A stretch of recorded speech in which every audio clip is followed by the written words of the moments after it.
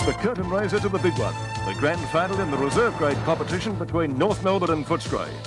The Bulldogs won their way through after finishing on top of the ladder, while for the Roos, the passage was a little harder coming up through the preliminary final. Both teams have more than a sprinkling of senior talents as we continue with our coverage of that one day in September.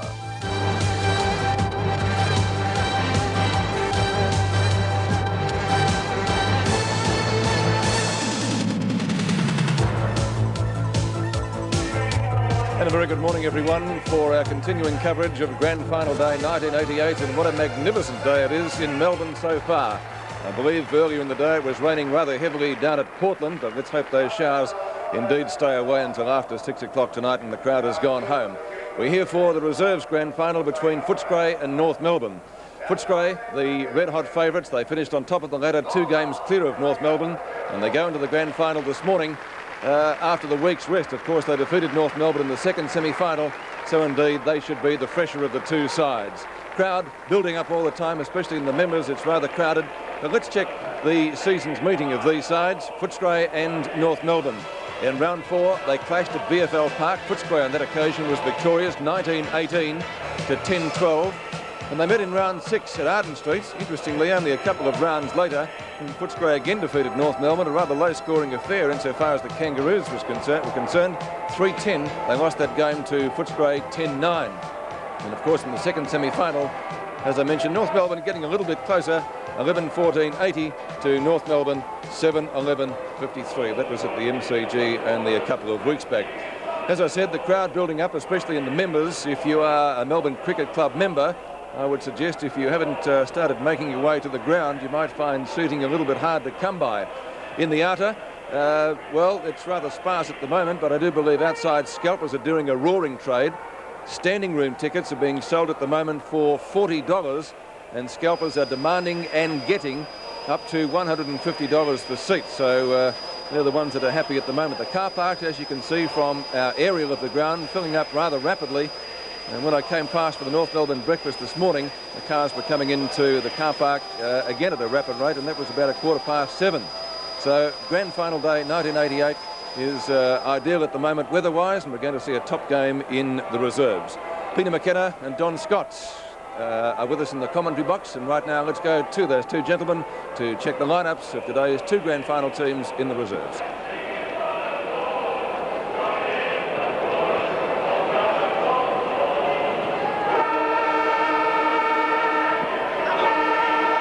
Look, a perfect day here it is at the MCG. Magnificent conditions for these players playing in the reserve grade grand final, and well, 2 very, very experienced sides. And the Footscray side, they've got many, many names that have played senior football. When you go through it, look at that. Young Wigney at full-back. He played in the seniors on Roger Merritt a few weeks back.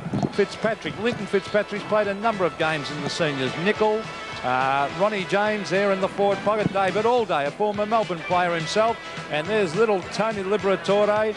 And in fact, Mark Aythorne on interchange was best on the ground earlier in the year against Collingwood. So that's a very, very good Footscray side. It's almost a senior lineup, the Footscray side. Nth Melbourne, on the other hand, they've got a lot of experience as well. Both sides, for example, Footscray, average of 31 senior games. Nth Melbourne, average 39 to 40 games of senior football. But when you take out McCann and also Ackley in the back pocket, McCann at full forward, there's 400 games between 2 players. So this side, not as experienced as what the Footscray side, but nonetheless, they've got some very, very good players. John Longmire from the Corowa Rutherglen, who started and came down as a boom recruit, started as a full forward and kicked goals. Lyle, experienced player in the ruck.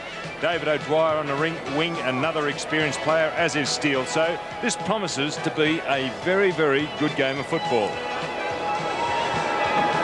And the ground looking in really magnificent condition. Those patches you can see have been artificially coloured. It is new turf that has been sown. It's quite sound, and it was decided to colour them rather than just leave it a little bit brown. But it is new turf, new grass, and the way the guys handled it in the under-19 suggests they're not going to have any trouble with their footing out there. Well, I guess we'd have to go for Footscray, wouldn't we, judging by your comments, Don? They've had a very, very good season. I suppose you could say they deserve the premiership, but of course the finals are a different ballgame. Yes, but experience means a lot, and just the same as in the senior side, Hawthorn fellows have averaged over 100 games of senior football. Now this side here, the Footscray side, has averaged only the 31 games, as I said, to 40, but they are very experienced. They've got some very good players that have been around for quite a while. But I wonder, Peter, whether some of those players would go on and play league football. Well, that's funny. You just took the words out of my mouth. I think a lot of these Footscray players will. When you look at Adrian Campbell, very, very good player. Some of the youngsters, Mark Cullen's still a youngster, so is Craig Somerville. Wigney is a very, very good player. Troy Maloney's still a youngster. Now, Linton Fitzpatrick, number 42. Now, Fitzpatrick played some very, very good games at centre-half back earlier in the year. A very defensive player. Of course, Brian Cordy's towards the end of his career. Tatsaris really hasn't come up. David Allday either. The other player that impressed, we saw him in one game out at Footscray against Geelong. Yes, Stuart Wigney. No, Scott Wine. Oh, Scott Wine, the big He only played for about 5-10 minutes in that particular game, but he does possess a big leap. Interestingly enough, he was let go by North Melbourne. He was in the North Melbourne area from Jacana. Yeah, that's right. And he's 6'6", 6'7", a big lad who's got a big future. But David Allday, number 14, who had played for Melbourne, tried out at Richmond earlier in the year, will be leading the ruck division for Footscray this year. Well, I saw him against Collingwood earlier in the year, and he played an outstanding game in the ruck. So a lot of these players have been in the seniors throughout the year. David Allday, full marks to him for going to Footscray and trying to resurrect his football career. He was, well, in and out at Melbourne, and he's been the same, of course, at Footscray. Umpires this afternoon, not this morning, used to saying this afternoon, it will be this afternoon shortly. Harris and Vernon. And a very experienced interchange bench for Footscray with Shane Williams and Brenton Vilchens. Steve Rebellion will be keeping us up to date on what's happening on the boundary insofar as the interchange is concerned. First quarter of the Reserves Grand Final for 1988 between North Melbourne and Footscray. Ideal conditions for football. Lyle and Allday, won by Allday at the centre bounce. Knock on by Baxter. A chance for Footscray to swing into attack. The ball is driven up towards their full forward position. Long kick there from Cordy. The goal umpire goes across to grab the one flag, so that score came up pretty quickly. Number 28 for North Melbourne, Kerr, to bring the ball back into play. 3 North Melbourne players over there, and the mark taken by Murphy. Murphy at the left half-back flank. Up towards centre wing, knock away by Svila for Footscray, and the ball traversing the line, it will be thrown in. Interesting enough, Michael Murphy, who just kicked that ball, was a teammate of Tony Hall, who is going to line up in the grand final. They both played at Glenelg last year. Knocked down by Allday, so he started well in the ruck. Chance for Footscray now for North Melbourne through the agency of Scholl.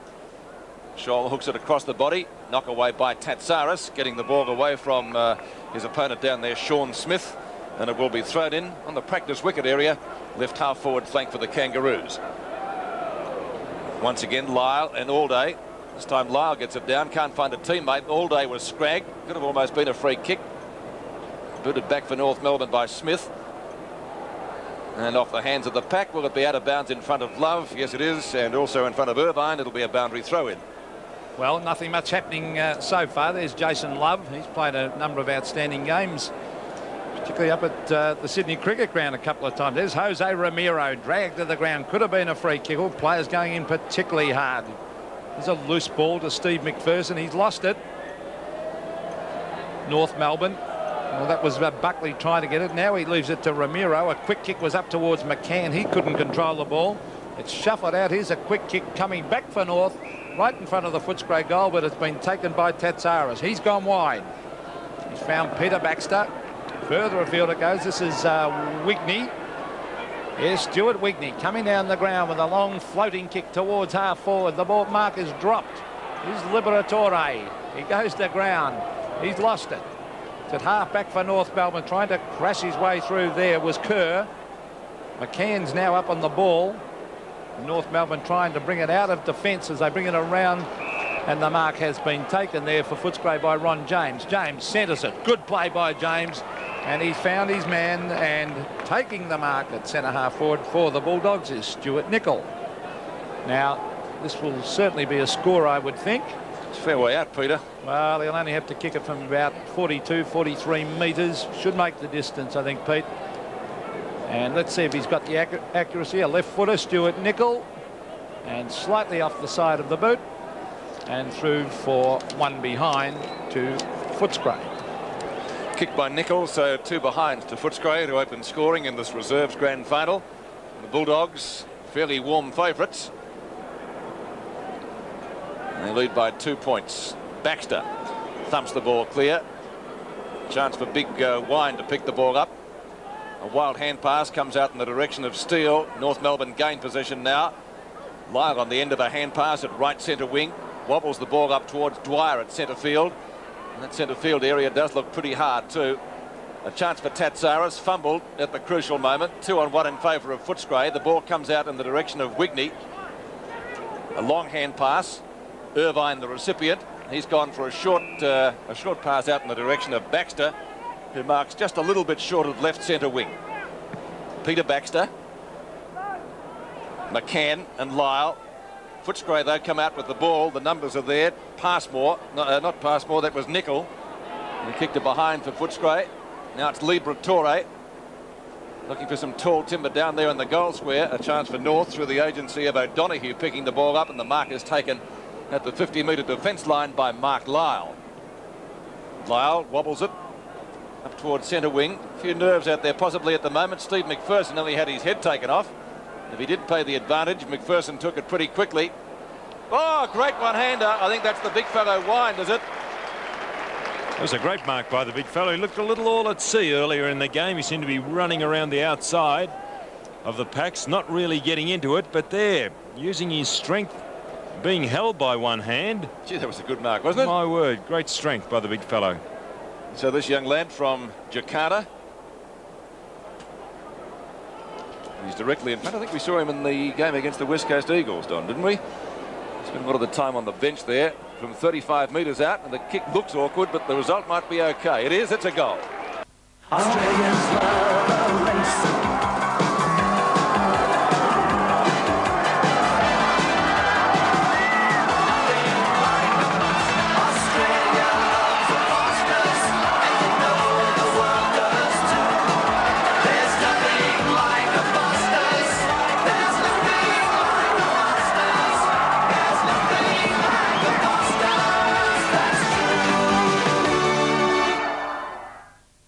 To nothing. Footscray, as Don said, looking good. There's the ball brought out of defence by Craig Scholl, who has got a lot of ability. The Footscray defence is very, very strong. Beautiful smother that was. Maloney tried to kick it, and it was a terrific smother by Jason Love, the former Port Melbourne star. And as I said earlier, a couple of times he's played some outstanding games on the half-forward line, usually against the Sydney Swans. McPherson taken the ground. There's Buckley. Gets a quick kick straight up in the air. Hepburn's there for North. Good play by Hepburn, but it's grabbed for Footscray by Irvine. A lot of scrambly play going on. This player can really play. That's Scholl. He gets it further afield, and North come into attack. Oh, the big flyer was Sean Smith. He really has got a leap. That was Schwass. Baxter loses it. It's punched away. Further afield. Chance for North Melbourne at half forward. There's a slick hand pass, comes out to Schwass again. Schwass to half forward. And the mark has been taken by David Dwyer. Interesting, David Dwyer's father, Laurie, is the coach of this side. Twinkle toes, Laurie Dwyer. He was, I think he was an Australian ballroom dancing champion and a fantastic footballer. He was on the wing for many years. There's the kick. David Dwyer, it swings back. I don't think it came back far enough, though. No, it didn't, and it's one behind to North. I wonder if David likes playing under his father, because he hasn't played a senior game this year, and so his father mustn't have given him much of a rap. Well, match committee would have the deciding vote, Don, surely? Well, at least your father would push you up, wouldn't he? Well, in North Melbourne, they've chopped and changed their side this year too, as the ball's brought back towards Steve McPherson. It sits for him beautifully. He'll really show out in this standard, I would think. Steve McPherson, as he brings it to half forward, it's fisted away by the North defence. Here's Stuart Nicol again. Now Campbell Adrian Campbell, the boy from Terrelgan, a quick kick. Oh, it's taken away beautifully by Brendan Harris. He sprints down the centre of the ground. Hand passes it across too far. Umpire said he ran too far, so the ball will be replayed back. Free kick to Footscray. I think Harris was too happy about that. Probably a good thing we can't lip read. And he's a good kick, this fellow, Campbell. That one's certainly no exception. He's looking for big wind down there, or wind. Kerr goes with the educated kick to the boundary line, and it will just get there. Footscray set up on the forward line with Wind at full forward. The little fellows have really got to get around his feet, because they'll attempt to, the backmen, the north backmen will attempt to punch the ball away.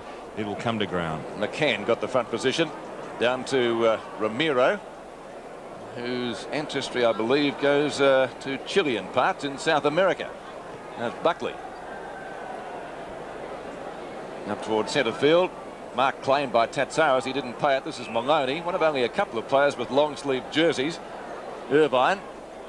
The other one was Atkins. Might have been out there with a long sleeve jersey. Out of bounds, 50-metre line. And another boundary throw in. Well, I think Footscray, Don, look very strong in defence. But they're not really capitalising on the scoreboard, are they, Peter? It's a pretty lacklustre game. We've played 8 minutes into this, the first quarter, and no side has really got away, although Footscray look as if they could control the game. Ramiro and Cullen do battle, as once again the ball goes over the boundary line, a little bit closer this time. Probably about 35 metres around from the scoring area.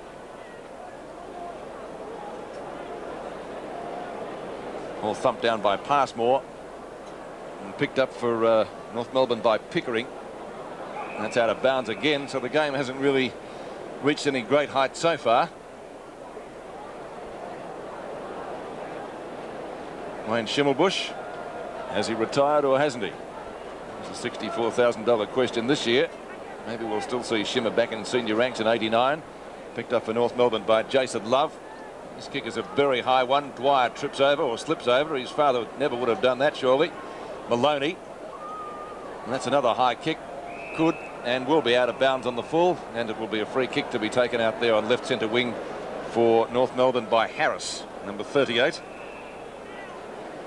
And Brenton Harris with the free kick. Hugs the boundary line with it. Oh, strong mark for North Melbourne has been brought in by Smith, and he gets up limping, unfortunately. Let's hope he's okay. I think he landed on what have been his left thigh. He's got an amazing leap, this player, hasn't he? Unbelievable leap, unbelievable, and great courage. He'll throw himself in at awkward angles. So Smith, a great aerialist. We had a few of those in early Australian history, didn't we? Strong mark taken by David Alday on the last line of defence. Alday not known for his kicking ability, but that's not a bad kick coming around the member side. Oh, great strength there by McPherson as he gets it away to Atkins towards half forward. Over the back of the pack now. That could have been interference to North Melbourne. It is.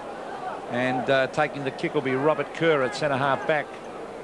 Now Kerr again around the member side, or all day. Could have been interference then, and the umpire picked it up. Good umpiring against all day on Mark Lyle, former basketballer. Lyle, a wobbly looking kick to half forward. Ramiro couldn't take the mark, and the Bulldogs are able to bring it out of defence again. A nice pass comes across to Allday.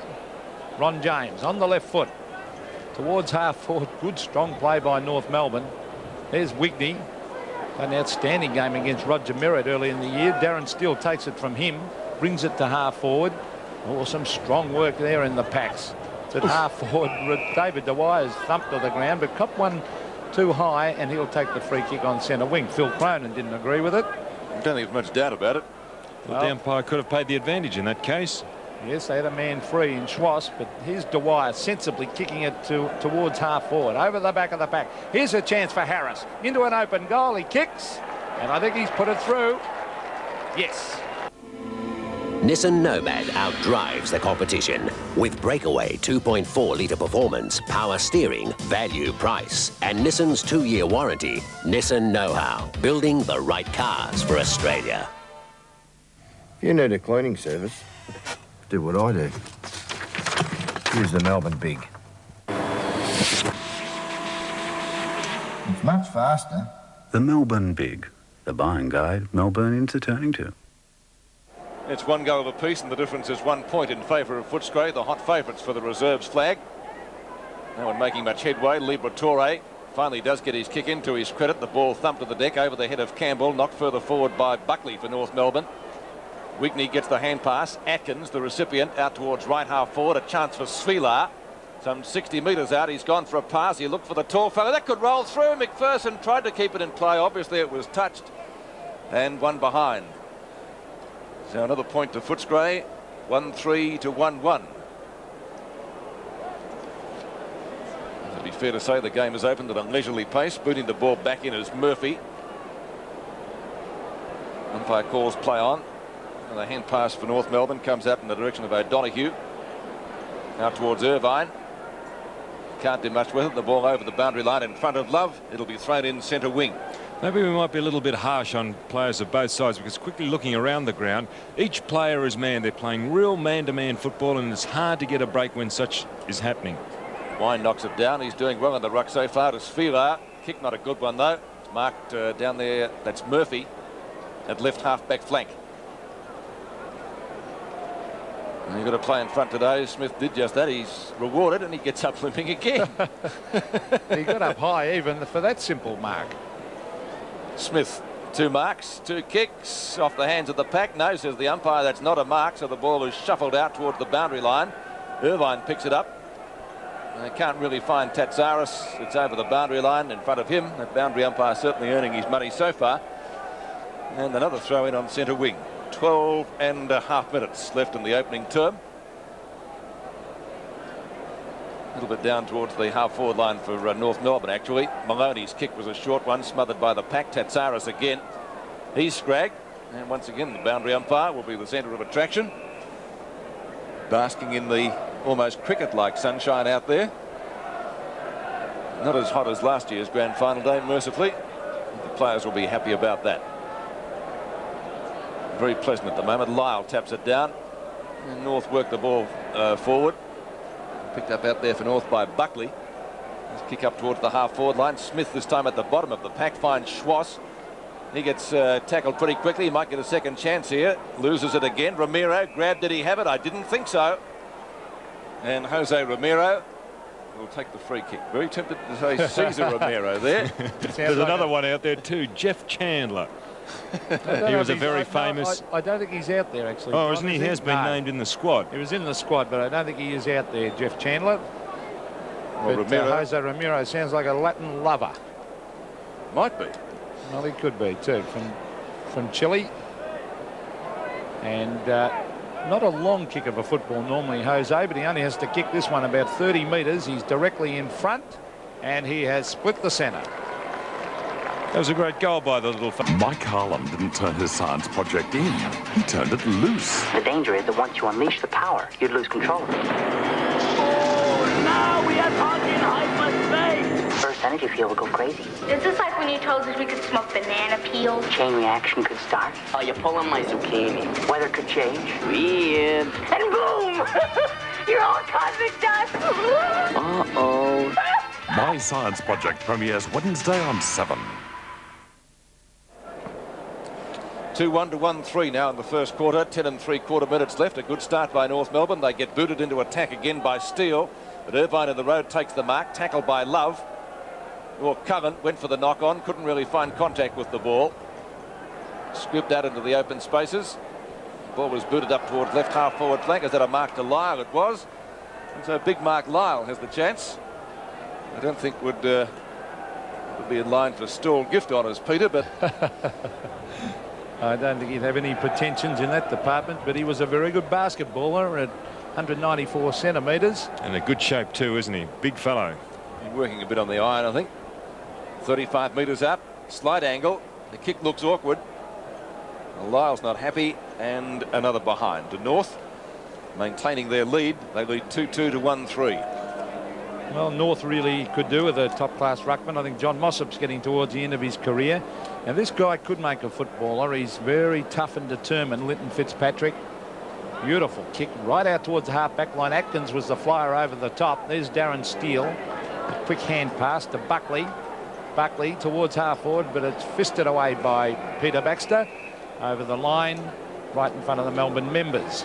Peter, of course, is the brother of Darren. Is he the brother? I think he's a brother, isn't he? I didn't think they were related. I thought he was a brother. Peter Baxter and Darren Baxter. No, they're not the related. Are Peter. they? No. Oh, I thought they were brothers. Well, there's Steve McPherson at halfback. He's working hard, Steve. Oh, he went over the line, nearly unloaded then by Buckley. And, well, I think they are brothers, actually. We might be able to check on that. It's about 20 metres around from the goals. There's Wind. Getting it down. Jason Love's in there. Big Wind again. I think he headed for the boundary line then. But he's got backup support as Footscray again. That was Tatsaris bringing it. Yes, it was Tatsaris bringing it around the boundary line. There's Wayne Swass being spoken to by the runner. And he's a promising young player, Swass. 1-3 plays 2-2. A pretty even contest at the moment. Very evenly matched sides. Here's a hand pass from Baxter. Back to Atkins. To centre wing. Ball loose. It's brought back towards the half-forward line by O'Donoghue, who's doing quite well, and Wine has taken a nice mark. There's two good marks he's taken, both similar. Maloney's kick up towards the left centre wing. Oh, Murphy didn't have eyes for the ball. Ball booted up for Footscray by Nicol. Now a chance for O'Donoghue. Mackenzie it is rather. He's fumbled at the crucial moment all day, putting him under a lot of pressure. Kerr comes in for support, but it's going to be a boundary throw-in right on the 50-metre mark on the outer side. Allday and Mackenzie. And Mackenzie gets the front position, doesn't get an effective tap out. Ball picked up by Kerr again, doing some good work in defence down there. Now Footscray had the numbers at the fall of the ball. It's not going to help Steve McPherson. The bounce doesn't go his way. And again, we'll see a boundary throw-in. It's on centre wing. 7.5 minutes left in the term. Been a good one for North Melbourne. Had a lot of the ball on their forward line. Steele. There's a gutsy mark taken by McPherson. Lays the hand pass off. Now, kick is going North Melbourne's way. It's taken by Dwyer. Irvine got one hand to it. Love hugs the boundary line. No pun intended. Now this is Buckley. Well, I don't know what he was trying to do with that kick. Ball still in play now. It's out of bounds. Left half forward flank for the Kangaroos, about 55 metres around from their goal. Just wondering what coaches of either side could do. I think you've just got to let things settle and hope it comes alive a little bit, well, don't you? There's nothing happening. Yeah, that was Pickering trying to get clear. And finally the ball was booted up towards the centre wing position again. Off the hands of the pack, it's thumped away by Footscray's Nicol. And we'll again see a boundary throw. And well, that boundary umpire is really earning his money at the moment. He must have thrown it in at least a dozen times. Mick Malthouse, interested spectator, senior Footscray coach.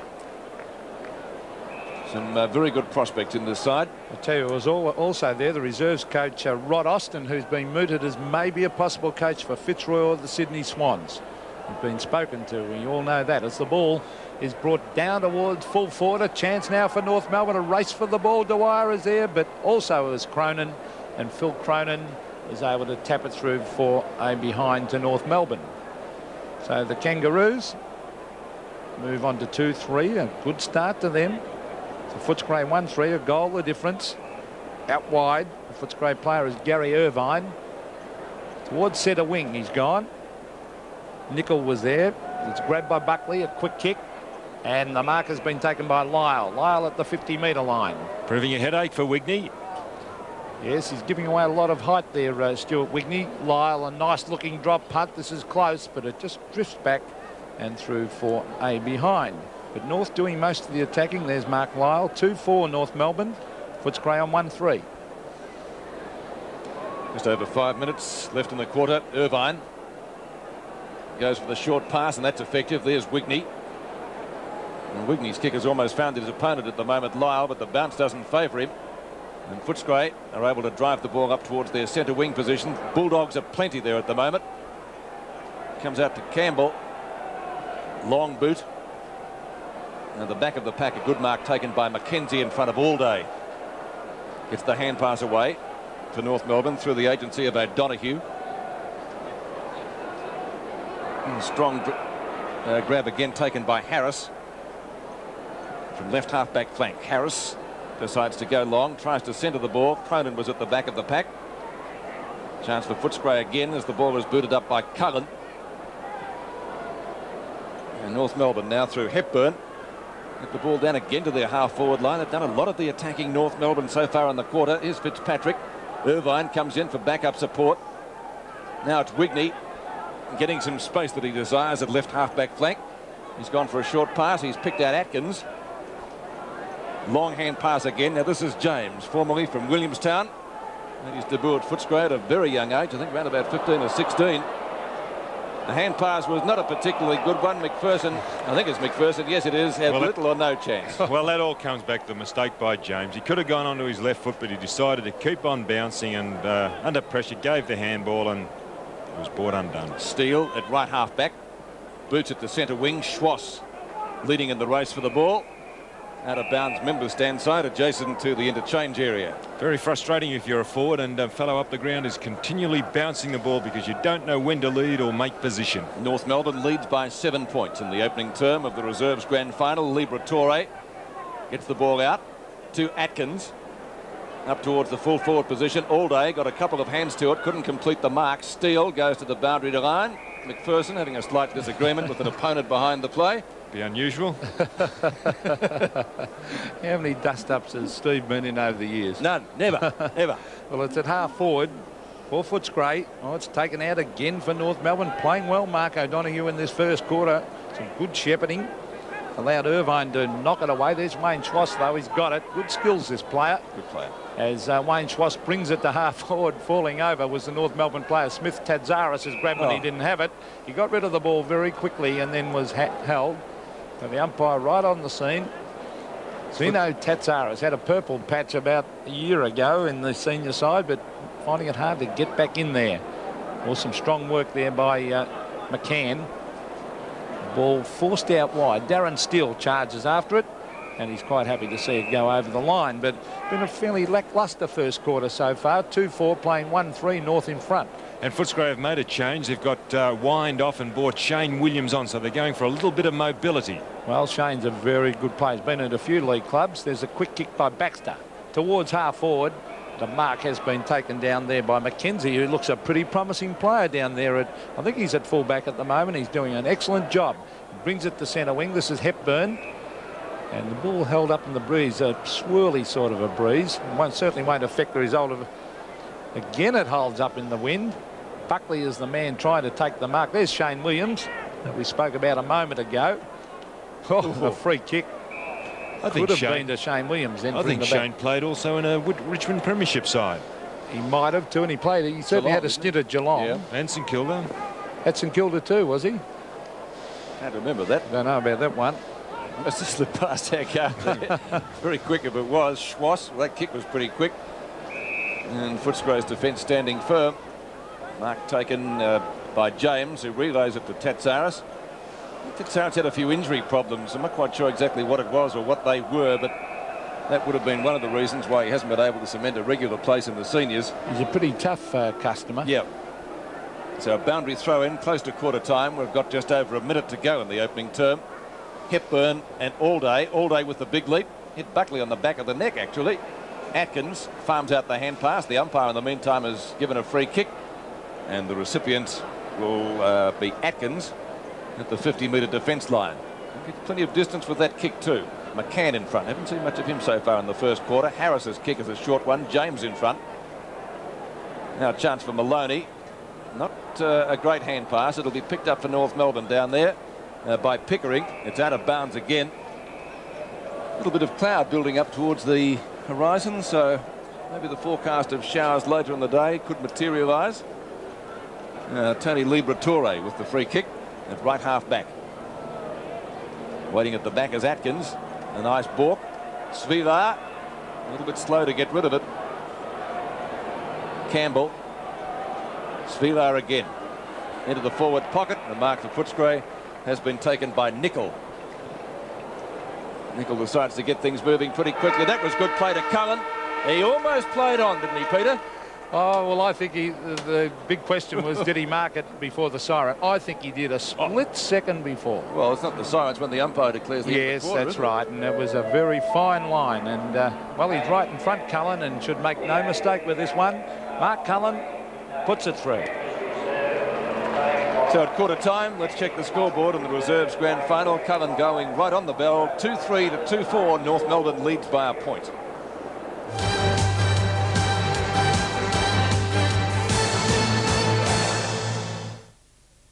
What do they work out they're paying the highest taxes in Australia? Tell them everything's fine. And the state debt? Look, the numbers are too big for them to understand. Yeah, I want to know what our policies are. Tell them nothing. Just concentrate on me. But what? I said tell them nothing. Listen, let's just get through this election. We'll deal with it after that.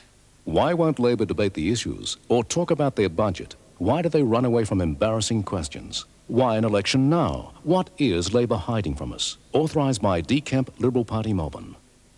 That's wonderful. Now from Breville comes Fingertips, an amazing new do-it-yourself massager that combines the benefits of modern physiotherapy and advanced technology with the ancient art of hand massage to relieve tension or ease muscular aches and strains. Breville Fingertips Massager, just like having a trained masseur in the family. From Breville, the better ideas people.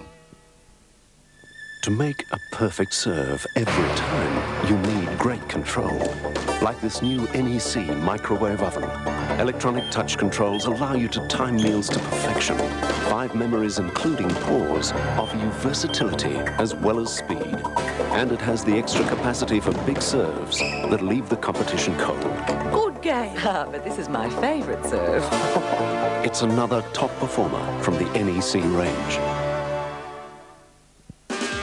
Born to fly, born to run away like an eagle. Like an eagle. Born to fly, born to get away. Get away.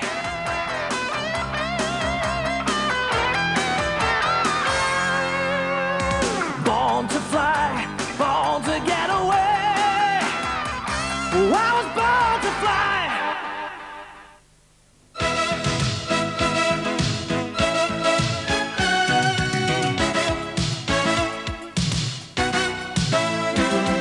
I don't smoke. It's the only way to stay ahead of the game. Winners are winners.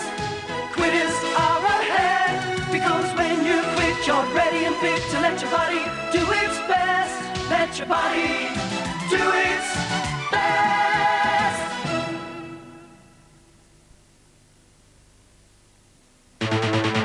We have the people, the technology. We're ready to respond to a crime being committed in only minutes. Your call.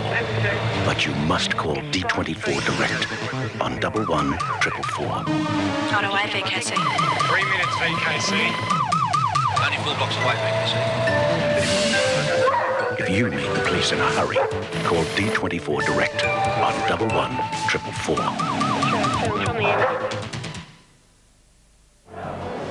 North Melbourne leading by 1 point at quarter time. Goal kickers Romero and Harris for the Kangaroos.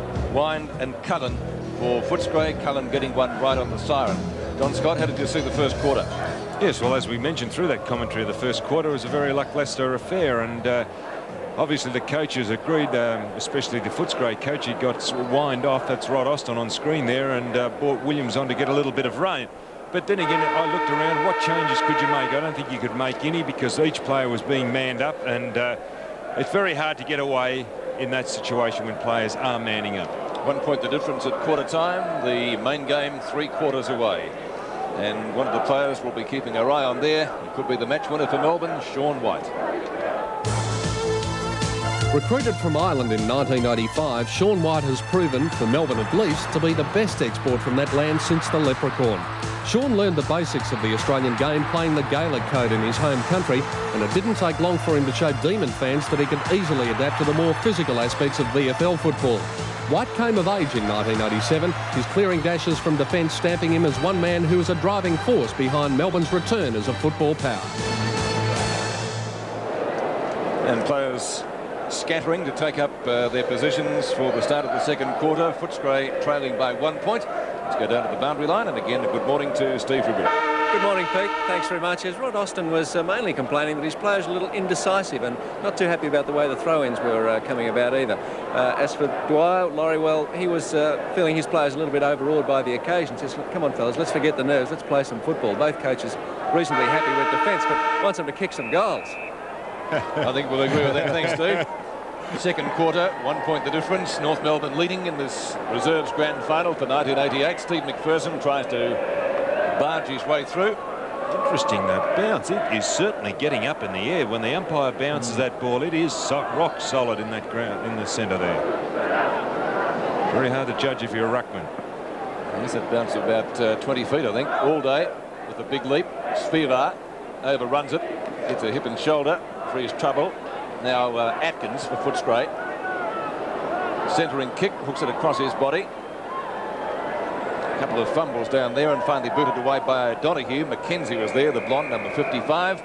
And it's out of bounds at the 50-metre line. I like the way that Mackenzie runs at the ball. I reckon he's going to be a player, that kid, number 55. Played one game against the West Coast Eagles this year, and I thought unlucky to be taken off the ground. Murphy in front. Liberatore can't get clear. And there's O'Donoghue for North Melbourne, driving them clear. Up towards the centre wing position, off the hands of the pack, and knock on. Live in front of all day. Now this is Schwass. I think, Peter, he won the Morrish medal, didn't he, last year? Right. Gets the hand pass, effective, to Love. Up towards full forward, almost a juggle. Mark dragged in by Longmire. That's out of bounds on the full. Trying to play we haven't seen Longmire. He was playing at centre-half back in the reserves earlier in the season, or later in the season. Free kick going to Jason Love. Should have given him number 40, shouldn't they? Instead of 39, that it could have been 40 Love. Oh, so early in the morning. That's a way to remember them. Love, right on the boundary line. That's not a bad sort of a kick. Oh, that is good. And a goal. He's got an amazing capacity to do that. He does that time and again, Jason Love, Don. Well, that's what he's in the game for. He doesn't do much else except goals, and he has got to kick goals. If he can get a little bit more consistency into his game, he does flash in and out of play.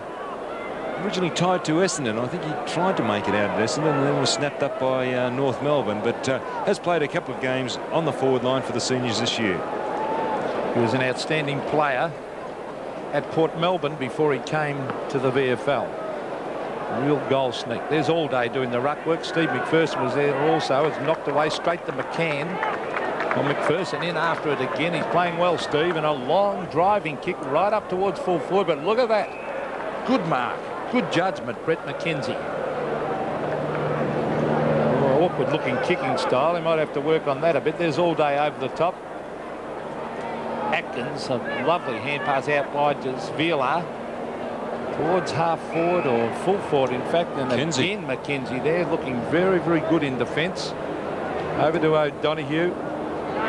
Now the kick is wide. Shane Williams taps it to the line in front of the members. a little experienced one there, Don. Well, that was a little ankle tapper. Should be reported. Kicking. The Lou Richards one, I think, that one. Well, McCann doing the ruck work. It was a pretty friendly one, actually. Darren Steele. McPherson again looking for his teammate in Williams, but Steve McPherson's working very hard, Don. He is a very experienced player, Steve. In actual fact, he was best on the ground on this particular game and on this particular ground against, I forget the team, but he played a sensational game here one day. Here's Liberatore with a quick kick towards half forward, and again a scrambly passage of play, and again it'll be a throw-in. And this time it's only about 5 to 10 metres from the behind post. Number 30 for Footscray is Vilchens, who I think got a vote or two in the Brownlow in one game. One senior game. Shane Williams putting his body in front. Ball out of bounds, so it's hustled a little bit further around the boundary line. Yes, I think he got a 1 or 2 voter in one match. He didn't play that many, so obviously he caught the eye of the umpire. This is Liberatore. Gets the hand pass out. Kicked further forward for Footscray by Nickel. That looked as though it was out of bounds. It was, says the umpire. And the Footscray table were near us at the Brownlow, and they all burst out laughing. I don't know why, Pete. When Brenton Vilchens got a vote. Well, it was puzzling, wasn't it? Probably dropped the next week. Terry Wallace I don't think he got one vote, did he? McCann to Murphy. And here's one of the favourites. The umpire's picked out a free kick, and it's against Shane Williams. Murphy's taking it. Murphy just up from the back pocket. I thought Murphy tried to run through McPherson. Murphy's kick to centre wing. Knocked down by Wigney and picked up for North Melbourne by Harris. Harris's kick is a high one and bounces about 20 metres in the air after it hits the turf. Well, Atkins got one too high, I would have thought. Cronin drives Footscray forward. Campbell in the road. They obviously think highly of him, giving him that number, number 3. Worn for many years with great distinction by Ted Whitten, of course. And Alan Stoneham. Bernie Quinlan said he's the best player to come out of Traralgon since Bernie Quinlan. Who tells you that? Bernie Quinlan, obviously. Yeah. So 1 point. Deep pack of players, and just about everyone misjudged it. Baxter drives Footscray forward. Now there he is again. Mackenzie doing some great work in defence. Yes, beautiful play and a long kick too. And mark at half forward. The umpire is calling the play on, not allowing that mark. Good football. As it comes towards half forward. In fact, that excellent piece of play was by Liam Pickering, number 58. Very Irish name. Well, it's at the 50-metre line again. Not a lot happening. 1 goal only the difference. North Melbourne in front, but very scrambly. Here's Simon Atkins, who's playing very, very well. Commentators dream Atkins with the long sleeves and the red hair. Shane Williams. Oh, well done by Brenton Harris to sprint away and kick long. Beautiful football. Longmire's up there in front. Over the back is David Dwyer. He tries to hook it back. I think he's put it out. No, it could be a free kick for in the back. He did put it out on the full. Footscray players not happy about that. It might have been a little bit ticky touchwood. The umpire said he was pushed in the back.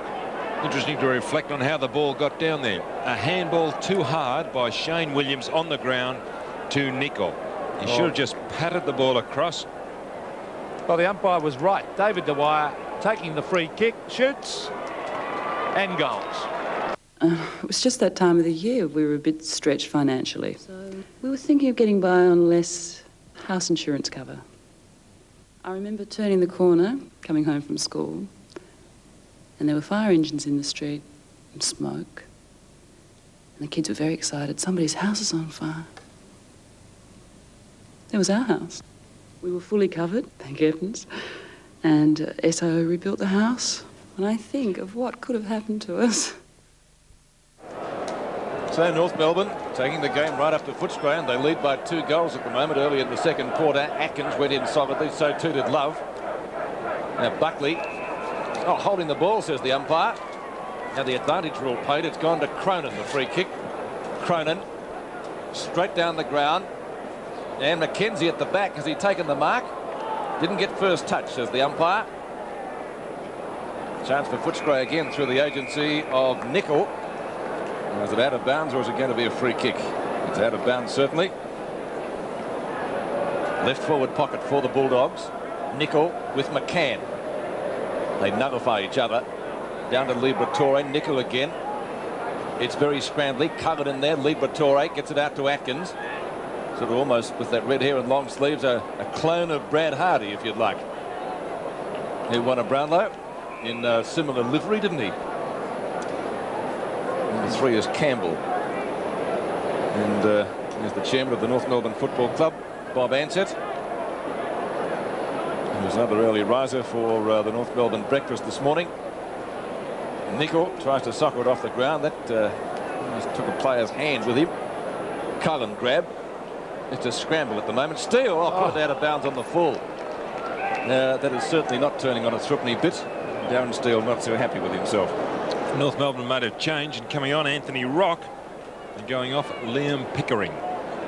Rock going into the forward pocket. I wonder if he's in relation to Barney Rock, who plays over in Ireland. It's a very Irish name. We've got Liam Pickering, we've got Murphy out there. Yeah, they're brothers, Peter. Like the Baxters. This is McPherson right on the boundary line. Going pretty close with that kick. We'll wait on the goal umpire, and only one behind. He really is a beautiful kick, McPherson. There's a score 2-5 to 4-4, but that just missed that kick from right on the boundary line. Very, very close. Footscray need goals, and here's more of an Irish connection. Murphy brings the ball back into play.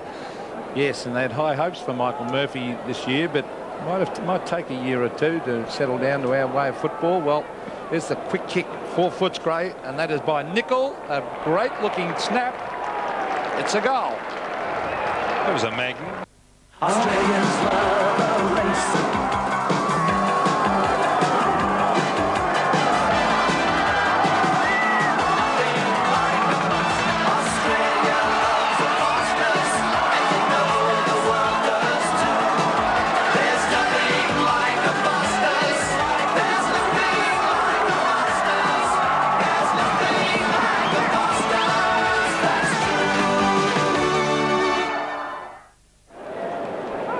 Points the difference. North in front as Atkins brings it towards full forward. A lovely lead. This time Mackenzie's found out because they've moved Campbell to full forward, and this player is a very, very talented player.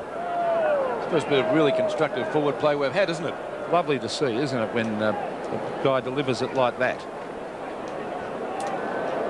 Well, Campbell, lovely lead, long kick, and he should kick this from, well, it's gone right back to the 50-metre line, but the man will run up on the mark, and it swings back and through for a goal. I think Bernie Quinlan's right. He is a class player, this fellow.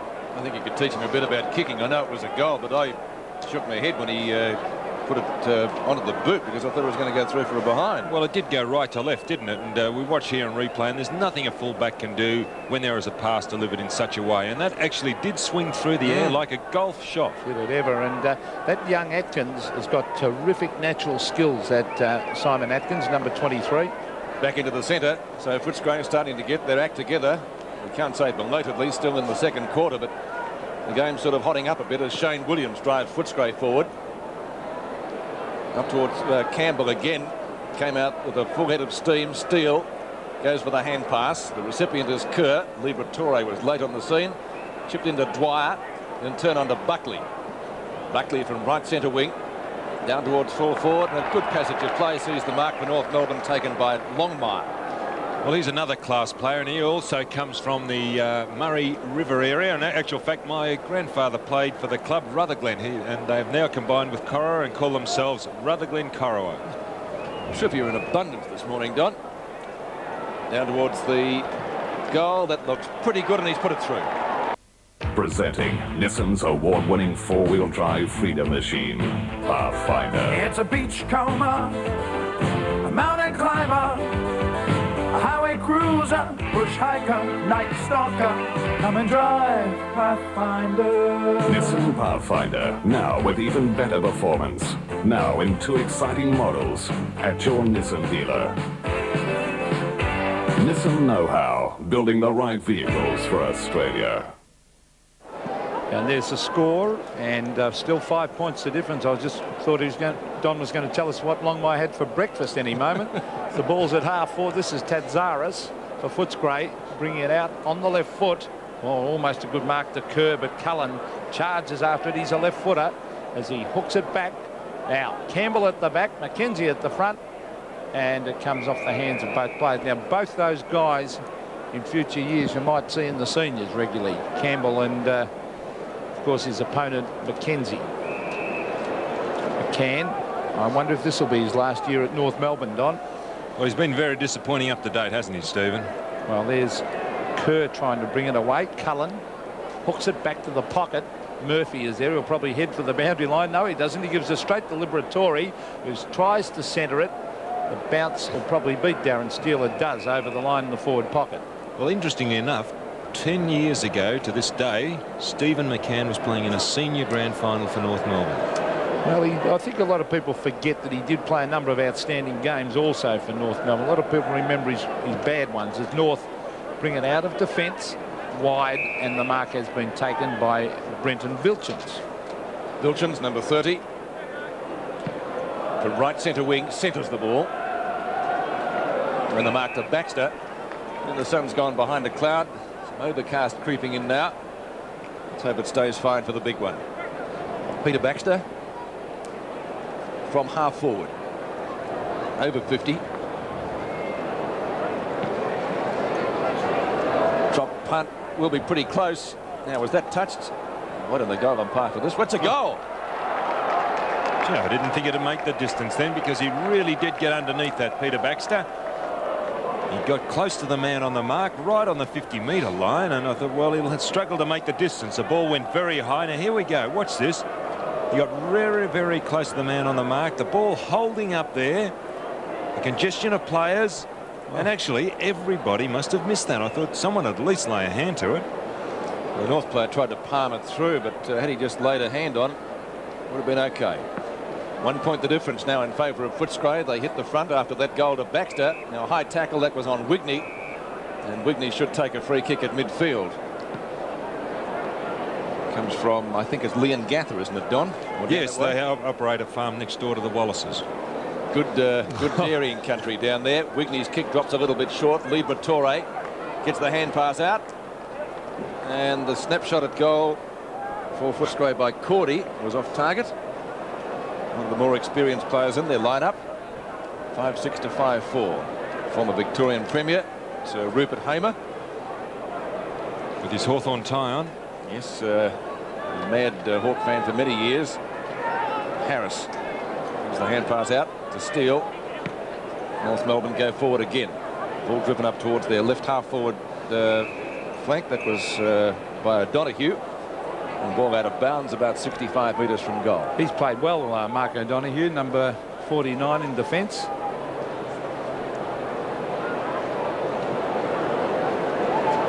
Good tackle by Cullen. Sees the ball spill free and he comes up with it. Well played, son. Ball out towards the centre wing position, just near the interchange area. And again, we'll see a throw in. 11.5 minutes left in the second quarter. Game has sort of moved into another gear in this term after a relatively slow start. We saw only 4 goals kicked in the opening term. Both coaches had plenty to say at quarter time. Now, that could have almost been in the back to Ramiro. The umpire says play on, trying to do just that as McPherson fires out the long hand pass, taking it as Svila, who takes it back in turn from Cordy. The knock-on wasn't successful from Nicol. Now it comes to Atkins, back to Svila. This could be a goal coming up to Footscray. It's well shepherded by James, runs his full distance and has put it through. Good goal. Dick reckons he's the one. Andrew says not likely, son. Bond is planning to give him a run.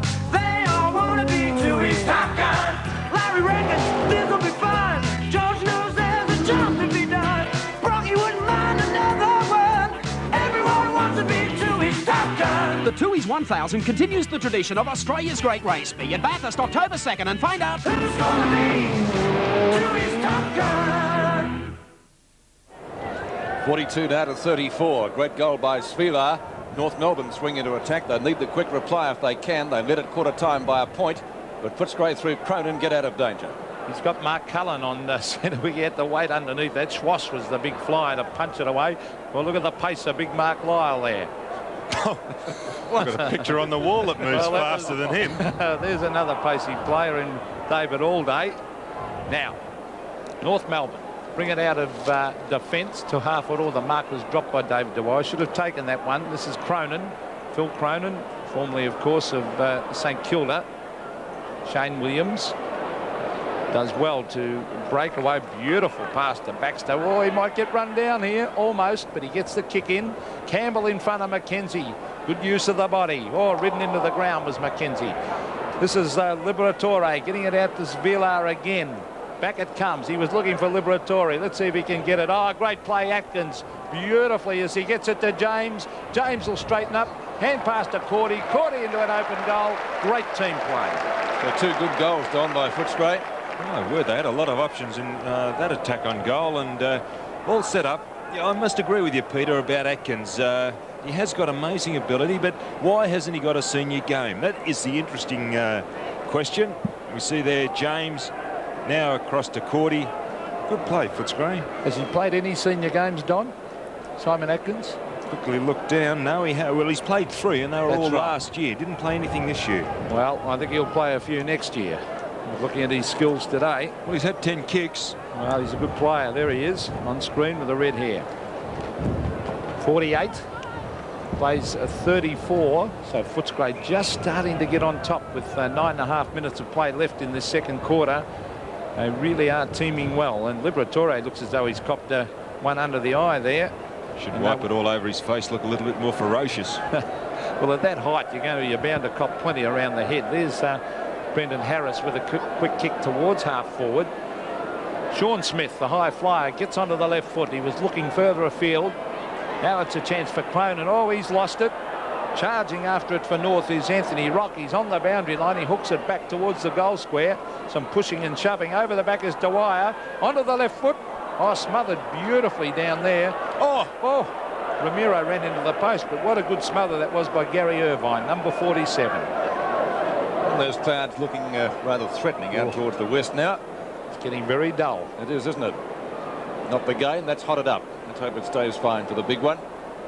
Ground is pretty hard, as we've mentioned. McPherson in front of his opponent's Steele. It's out of bounds, about 55 metres out.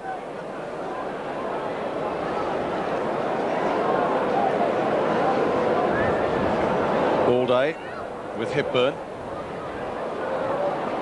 Hepburn had long sleeves on in the first quarter, didn't he? He did. Out of bounds again. Stephen McPherson possesses a lot of strength. The way he ripped the ball out of that pack. Shane Williams on screen, one of the veterans on the side. Hepburn again with All Day. That knocked down to Williams. Out to Atkins. Over the head of Baxter. He had plenty of options there. This is Steve McPherson, one of their best players so far. McPherson over the back was McKenzie. Backup support from Schwass. That's almost out of bounds. Good tackle, Cullen. So a boundary throw in left forward pocket for the Bulldogs. 7.5 minutes left in the second quarter. It's been a good one for Footscray after they trailed by a point at the first change. Knock away by Hepburn. And a chance for Footscray's James, who steadies and has put that one through, I think, for a goal. Yes, he has.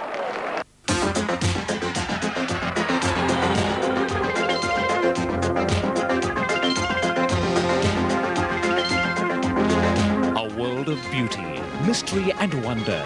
The world around us returns with a premiere special film throughout the Victorian Central Highlands, where the volcanoes roared. Prehistoric history, the dream time, bushrangers, gold seekers, early pioneers, and the infamous Hanging Rock. 6:30 tonight, the world around us on 7. North Melbourne aiming for the quick reply. Buckley's kick up towards the forward pocket, almost out of bounds on the full. Lyle keeps it in play. Good smother. Back it comes to Liberatore from Footscray.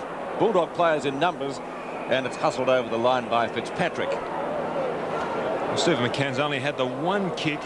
And what has he had? 3 hit-outs for the game. It's not much, really. Lyle and All Day. All Day takes it from the ruck. He's doing well. Got a lot more mobility around the ground. This is Baxter again. Onto McPherson, who, as I said, has been one of Footscray's best players so far. But now this is Cronin from left centre wing. Phil Cronin, high kick up to the practice wicket area. There's Michael Passmore, who's just come onto the ground. And North Melbourne through Buckley. And in turn, O'Donoghue run the ball out of defence. Oh, a screamer brought down by Ramiro, and that was a gem. Ramiro at right centre wing. Great mark in the Reserves Grand Final. Jose Ramiro. Oh, there was like 9 pins down there. They really went down quickly. Here's a goal coming up to North Melbourne. And putting it through, that was John Longmire. So that was a badly needed one for the Roos, close to half-time. 8-6 to 6-5, 13 points in it. John Longmire's second goal. We see here on replay. The pack fly, all the ground, and Longmire running onto it well. Well shepherded there also by Love. And as I mentioned before, possesses a lot of speed, John Longmire, and was a top country recruit last year.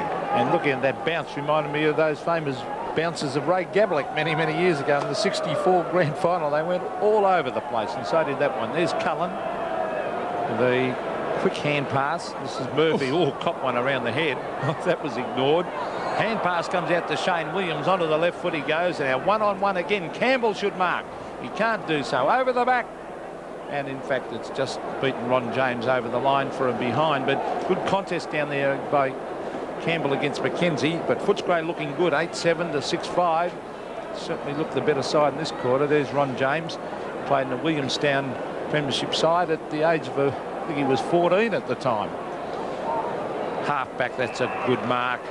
Very good mark for Footscray, and that is by Stuart Nicol. He was also a association star, VFA. Nice looking kick to the pocket. Or over the back was Cordy. Almost took that mark, couldn't do so. And in fact, the ball is over the line.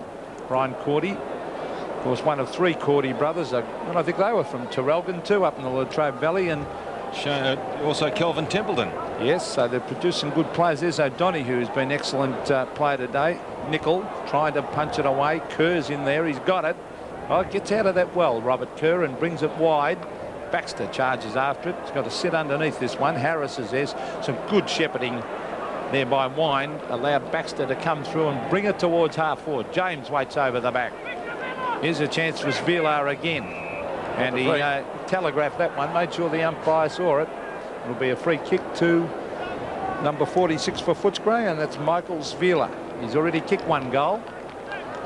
65 metres out from goal as he sets it up for his forwards. Campbell is there and came beautifully across the back of the pack.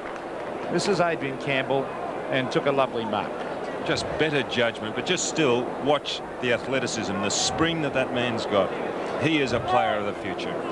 Well, he's kicked 1 already, and this will take that margin further in advance to Footscray if he can kick it. There it is. Oh, Donop's gone across, but it's a goal. Monday night on 7. A message from a world above. I have to return. A search for a lost love. I know he's alive. Father is accused of murder. I should never have let him go alone. Vincent is left powerless to assist. I need your help, Catherine. And he discovers his father's painful past. He was blacklisted. Beauty and the Beast. Monday, 8:30 on 7.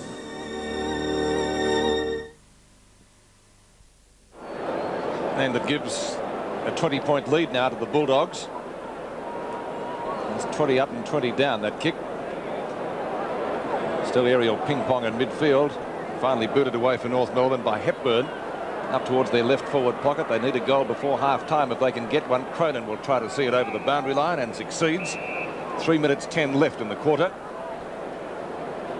Left forward pocket for the Kangaroos. They're still coming to the football. Might be an idea to bring the brolly. We might get a shower later. After some great weather early this morning in Melbourne. Out of bounds again. Footscray working it a few metres away from the behind post. A few being the operative word. Number 52 is Rock. I know he had his hands kicked off. That was his pass more, a little bit too high for him. Shane Williams. Back to Svilar, right on the boundary line. Up to Murphy for North Melbourne. Centering kick out in front of the pack. And the mark has been taken by the player I just mentioned in Rock. No love lost there. Wasn't too happy from the attention received there, Anthony Rock, and it wasn't Mark Cullen that was the initial instigator. Looks a wild sort of a character, doesn't he, Anthony Rock? He looks like a little bit like that Robert Scott that plays for Geelong. Similar hairdo and similar size. The old flat top. You'd drive one of those, don't you, Don? 50 metres out, Rock. And one behind only. So a little bit disappointing, the result for North Melbourne. 9-7 now to 6-6. 19 points the difference. Still not much in it, but it has been a good quarter for Footscray after they trailed by 1 behind at quarter time. Ball booted back into play by Linton Fitzpatrick. At the back of the pack was Hepburn, couldn't complete the mark. Chance for Buckley, beaten by Atkins. From left centre wing, Atkins long to the half-forward flank. Ball in front of Kern, he might get a second chance here. Bumps Liberatori out of the road. The ball over the boundary line, right on the 50-metre mark for a throw-in. So playing time on now in the second quarter. Liberatori still bleeding from that cut on the cheek. So he's got a round or two. Murphy palms it down. Footscray player grabbed when he wasn't in possession. Steve McPherson. A little bit of experience there by McPherson. He could see the tackle coming. Made sure the umpire saw the offence. And he's playing very well, He Pete. is, isn't he? Well, he should too, Peter, really. He's a very experienced player and he's a hard player. 2 marks, 7 kicks and 5 handballs for Steve McPherson. And he might be able to cap it off with a goal close to half-time. Footscray got one right on the quarter-time siren to Cullen. And what's he done with that one? That looks pretty good, judging by the crowd reaction. It's a goal. So Steve McPherson putting through his first goal. And that of Footscray's 10, Don. Only one player has kicked more than one, and that's Campbell with 2. Yes, and that wasn't a good kick off the boot by Steve McPherson, but we'll see the lead up to where he gets this free kick. Well done. He pushed the ball out in front, waited for the tackle, but not a very well executed drop punt. As you can see there, the ball not spinning end over end. It was more or less spinning side over side. Back into the centre. Very handy goal for Footscray, close to half-time. At the back is Steele, McPherson in front. Scholl was in there. And Footscray again, this time through Cordy, rushed the ball forward. The 2 number 49 doing battle. O'Donoghue offloaded by Cullen. And again the ball over the boundary line. 3/4 of a minute left in the term. Just looking at that crowd, just sorry, Peter, it's not a very big crowd, is it, at the stage not yet, for the grand final? You wait till later on, it'll be packed. The 2 number 49s you mentioned, one a youngster and one a veteran. It's a quick kick. Gutsy mark. Good mark. In fact, Steve McPherson, he's really playing well. And he's marked 30 metres out directly in front. And he is a very good kick of a football. And Steve has already kicked one. Of course, his brother went up to play with the Brisbane Bears and suffered a serious knee injury. Rod McPherson, but this is Steve from directly in front. Or the bent knee, but I think it's pretty effective. Yes, it's a goal.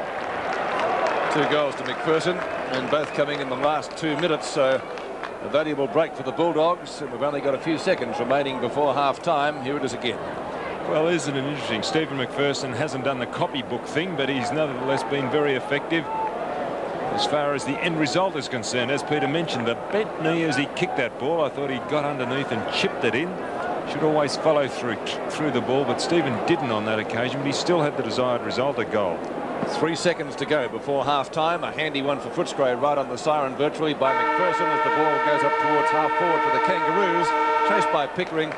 There is the bell to end the first 2 terms, and the Bulldogs now with a handy lead. 11-7, 73, North Melbourne 6-6, 42.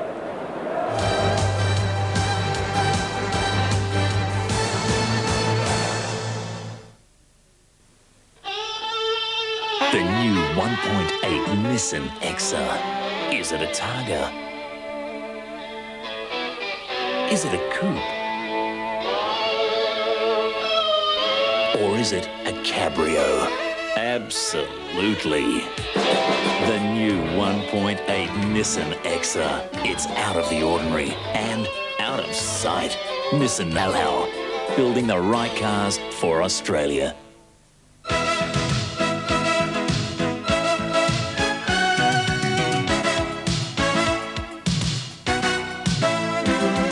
I don't smoke. It's the only way to stay ahead of the game. Quitters are winners. Quitters are ahead. Because when you quit, you're ready and fit to let your body do its best. Let your body do its best.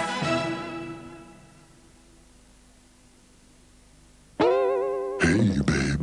How about a little armor all? I hardly know you. Oh, come on.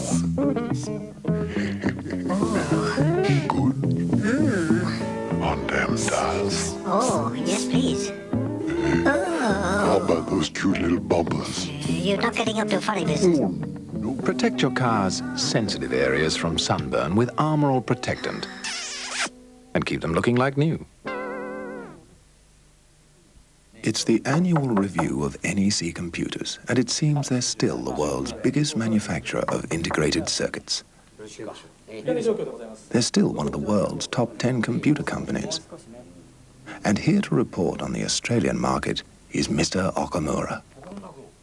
Mr. Okamura. Telephone for a Mr. Okimura? NEC, Japan's most experienced computer company, now very much at home in Australia. When you're feeling kinda hungry and your body tells you so. Oh, When your stomach starts to take control, there's no holding back, you know. Ollie. Get the real taste of chicken with Ollie's Family Meal Deal. 11 pieces of delicious golden fried chicken for $9.99. 11 pieces for $9.99. See you at Ollie's. Ollie's has the real taste.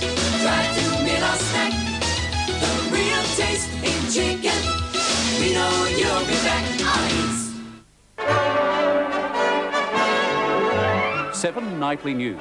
It's a better kind of news service. Reporting on what really matters to you. Whether it happens here in Melbourne or on the other side of the world. Clear. Concise. Accurate. Caring. You can rely on our team. To work harder for you. 7 Nightly News. Changing the face of news.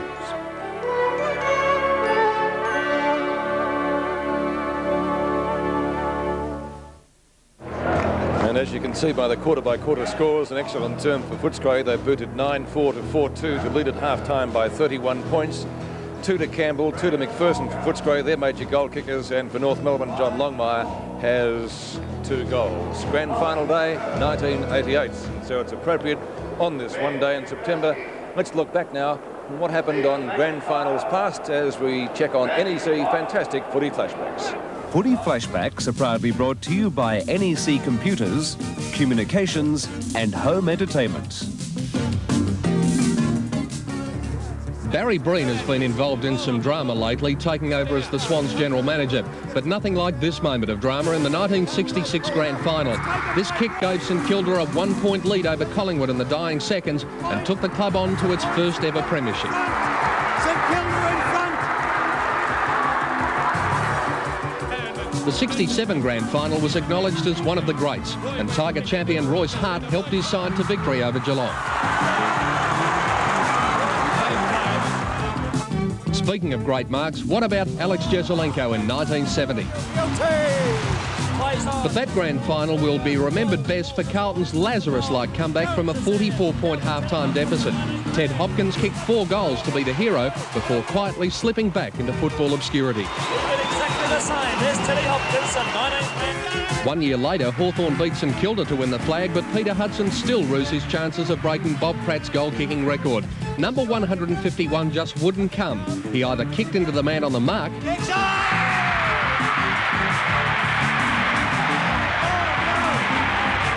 or couldn't convert what for him would be a very simple opportunity. Well done.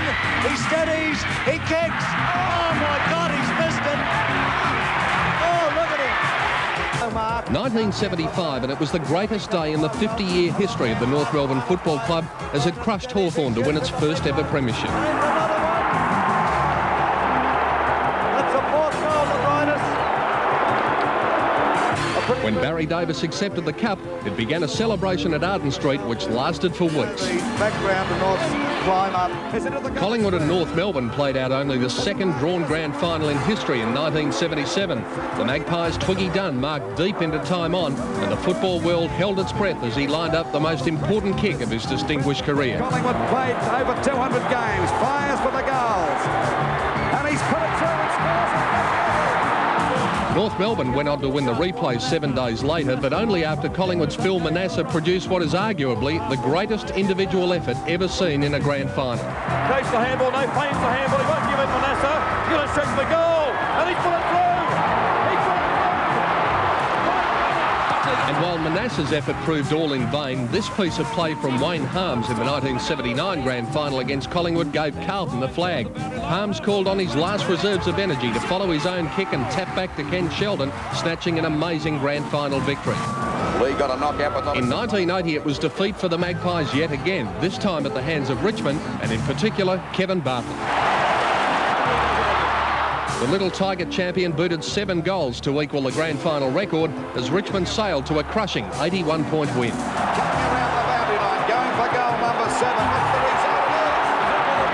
Essendon bounced back from a thrashing by Hawthorn in the 83 Grand Final to take out the big one 12 months later. The Bombers looked to have the task ahead when they trailed badly at three-quarter time, but the game swung dramatically in the space of just a few minutes. Here's the goal. It's only a few points in it. With Kevin Sheedy's complicated series of moves paying off, Essendon stormed to a famous victory. What a match winner this guy's been at centre-half forward. This premiership is Sheedy's premiership. Bombers did it again in '85, but Hawthorn's defeat had nothing to do with the efforts of Dermot Brereton. The brilliant forward kicked a grand final record of 8 goals. He'll be hoping for the same later today. Footy flashbacks were proudly brought to you by NEC Computers, Communications and Home Entertainment. Well, there certainly were some great grand final moments there. We wonder what's going to happen this afternoon in the big one between Hawthorn and Melbourne. And for that match, the crowd certainly building up here at the MCG. The car park's just about full by now, and plenty of traffic in and around the general area. The area that, of course, has filled up quickly is the MCG members. I think most of the seats there were taken by around about 10:30 this morning. And, of course, the pre-reserved seats in the outer will fill up gradually in the next hour and a half or so. But a great atmosphere building up here for the big game, the 1988 VFL Grand Final between Hawthorn and Melbourne. It's half-time currently in the reserves. Peter McKenna and Don Scott summarise that match when we return to the MCG.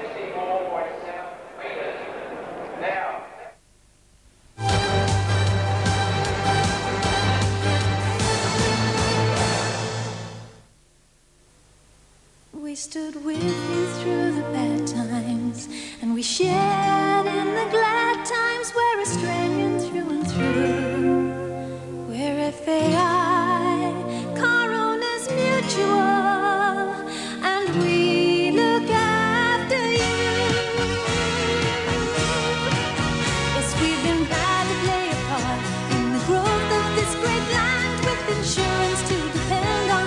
We've learned to help young hand as we march into the future.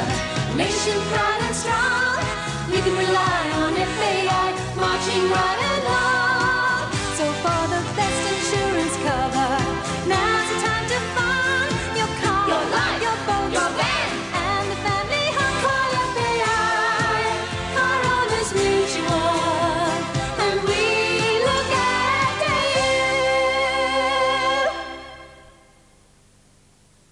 If you need a cleaning service, do what I do.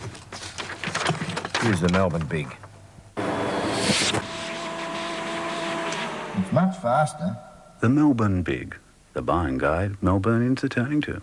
We're building pools and dreams, aquatic pools. You can kick a goal during the finals with the aquatic team.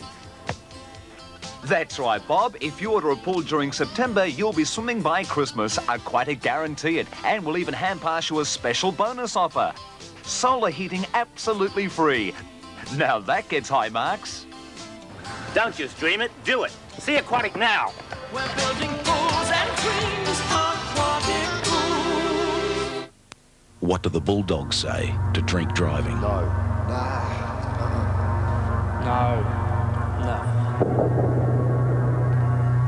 Never.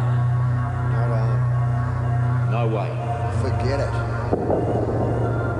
Stupid. No way. No.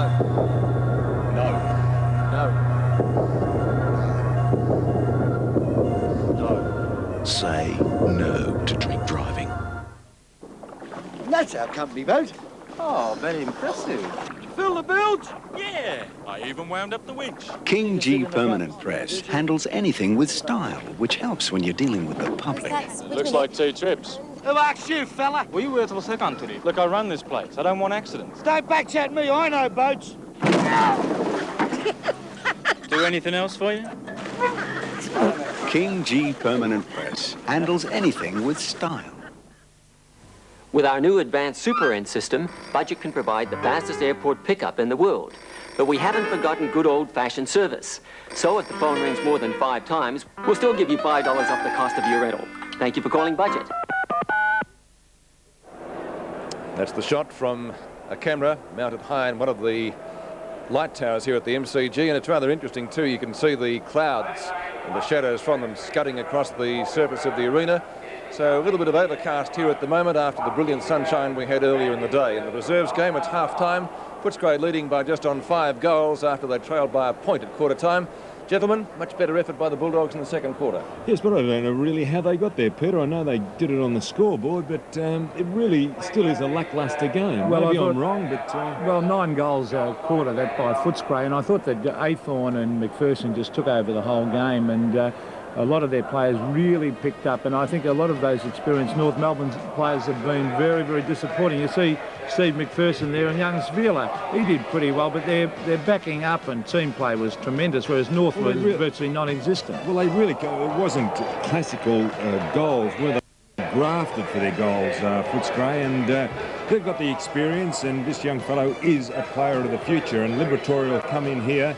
But Atkins is a player that we mentioned has got a lot of skill, but he hasn't played any games of football this year. He's only played 3 in his career.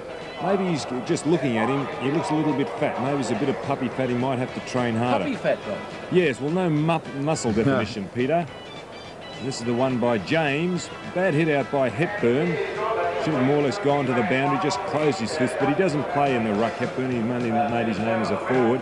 Longmire from Rutherglen, who has played later in the season as a backman for the North Melbourne side, but playing in front of the sticks again today. Let's check the stats for the second quarter now, in which Footscray got on top.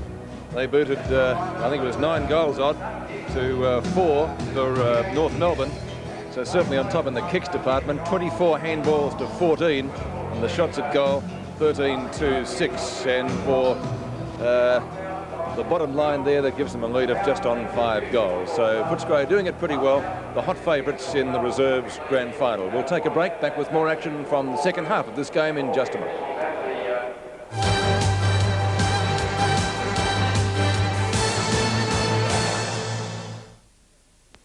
Hey, before you turn that key, did you know RACV just dropped premiums for rating 1 car owners over 25, including us 25 to 29s? RACV's new lower rates. That's right, lower. Whoa! Put yourself here. You'll be doing it too. Pinching yourself to be sure it's true. Too good to be true, Mirage. Too good to be true, Mirage. This is too good to be true. To see, they say, is to believe, but this has got me looking twice. Could this be the Tropic of Paradise? Too good to be true, Mirage. Too good to be true, Mirage. This is too good to be true. I'll teach you to explore the sea. But how would you find me? Doing it yourself? I'm the man to see. But how would you find me? These could help lift your game, but how would you find me? I can add a black belt to your name. But how would you find me? Take a look, 'cause the more you look, the more you find. Open up the book, open up your mind. Say hello, yellow pages every time.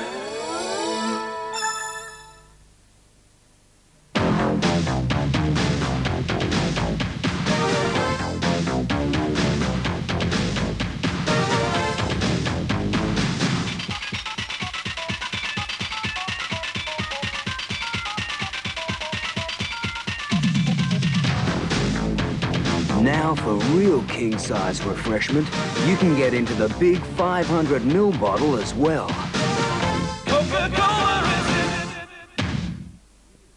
With Diners Club Double Card, you get 2 cards. One for business and one for pleasure. So now you don't have to get your business mixed up with your pleasure. Put it on Diners. The French. We are going to deal with Greenpeace. The British.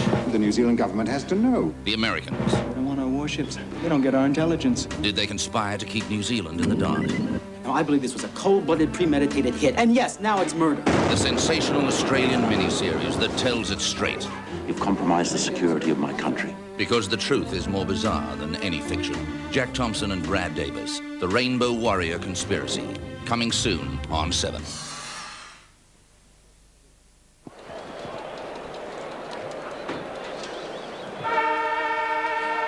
And welcome back to the Melbourne Cricket Ground. Again, a shot from one of our cameras mounted in the light towers here at the Cricket Ground. giving a splendid view of this magnificent arena. Players coming back onto the ground for the resumption of play. Footscray leading at half-time, 73-42 in the reserves. Let's go down to the boundary line now, and Steve Rebellion. Thanks, Pete. Well, Rod Austin understandably was much happier with that second quarter. He says if his players can maintain that commitment and those accurate passes, then they'll build on the lead. I stuck my head in the North Melbourne door and was politely told to take my business elsewhere, but that didn't matter so much because I could hear what Laurie Dwyer was saying. He went right off. Very unhappy with the tackling and the commitment. Says his players have got to make the most of the wind this quarter because it is favouring the Western Grandstand end. And if they do that, then perhaps they'll be back on level terms perhaps at three-quarter time. Thank you, Steve. Thanks very much. The North Melbourne Brains Trust coming out from the reserves rooms, which have been renovated in the outer stand over there. The imposing figure of Bob Ansett we saw there, and there's Steve O'Dwyer with his girlfriend. Steve O'Dwyer, of course, suspended for 3 matches. Yes, I assume that's his girlfriend. Doesn't pay to assume these days, does it? No, that's right. Incidentally, Peter McKenna, I believe that the Baxters are not related. I was told that by a very important Footscray supporter. Who, Russell? Yes. The cameraman. We'll take a break. Back in a moment.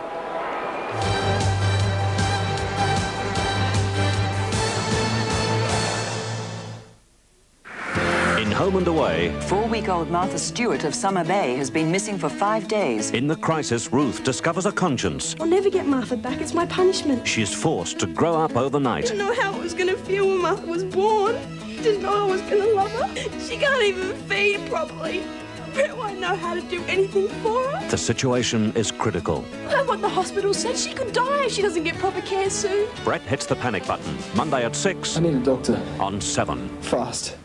The human brain. We have barely begun to scratch the surface. Come with Beyond 2000 to unravel the world's greatest mystery. These microscopic cells that you're now looking at are the brain cells of Albert Einstein. See the amazing story of a girl with only half a brain. She's a living example of the brain's extraordinary ability to adapt. Breakthroughs in creation, artificial intelligence. Frankenstein's day may yet come. The power of the neuron. Tuesday on 7. 31 points in favour of Footscray at half-time. Don Scott, you've got some observations on the game. Yes, well, it is a very tight game, Peter, but this centre square, as we've focused on it, is very, very important. The way these guys are manning up, you've got players running in from one area, 2, 3 and 4, and there are players dotted in between. Now, it's important, the way they're manning up, to get the ball out of the centre, and these guys have got to run in and assist. And it's not so much the ruckman is doing the work, it is the guys around the ball and also running in that do assist and help get the ball out of the centre. So it's important that the guys run in, especially at the start. Third quarter action in the Reserves Grand Final. Thanks for that, Don. Footscray right. leading by 31 points. Take a break. All day. He rucked well in the first half. Uses that one, or loses that one to Lyle. Looping hand pass from North Melbourne's Jason Love, picked up by Schwass. Morris medal winner. Will it bounce through? If it has done, it's a great start for North in this term. It has. And that's just what they needed. Exactly. I was just going to say that, Peter. Exactly what they needed. And Laurie Dwyer would have told them, let's see if we can get the ball through the goals first, and then let's build on a lead or build on that first goal. The way they pushed it forward.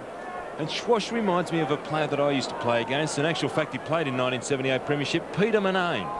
A very classy player, a left footer. And it's no wonder he won that Morris medal last year. He is a class player. Ended up in the West, didn't he not? Yes. Peter Manane you're talking about, I think. Yes. Yes. Number 43 from memory too. Back to half forward, fumbled by Passmore. 2-on-2 out there. Nobody making much headway. Finally it comes out to Nickel, but the umpire has blown the whistle. It's going to be a ball up left half forward flank for the Bulldogs. Well, the breeze springing up, and the 2 umpires today, Shane Harris and Grant Vernon, and they've done a fine job too. Now there's Steve McPherson, he's a very clever player, beautifully done across to Atkins. Atkins long, it should be marked by Campbell, and it is. And Campbell's got on top of young McKenzie. McKenzie started off brilliantly on the big resting ruckman, but since Campbell's gone there, he's created a lot of headaches. Now he is a highly skilled player on both sides of the body. Now what's he going to do here? Looks like the banana kick or check side in South Australia. He's gone for it, and has just missed. He remind you of Gary Dempsey in his earlier days. It's a big rap for him, I know, but No. he doesn't. No, I'm he just doesn't. asking the question. He was a good Footscray ruckman. I reckon this guy will be one too. Lyle takes the mark, gives it back to Ramiro.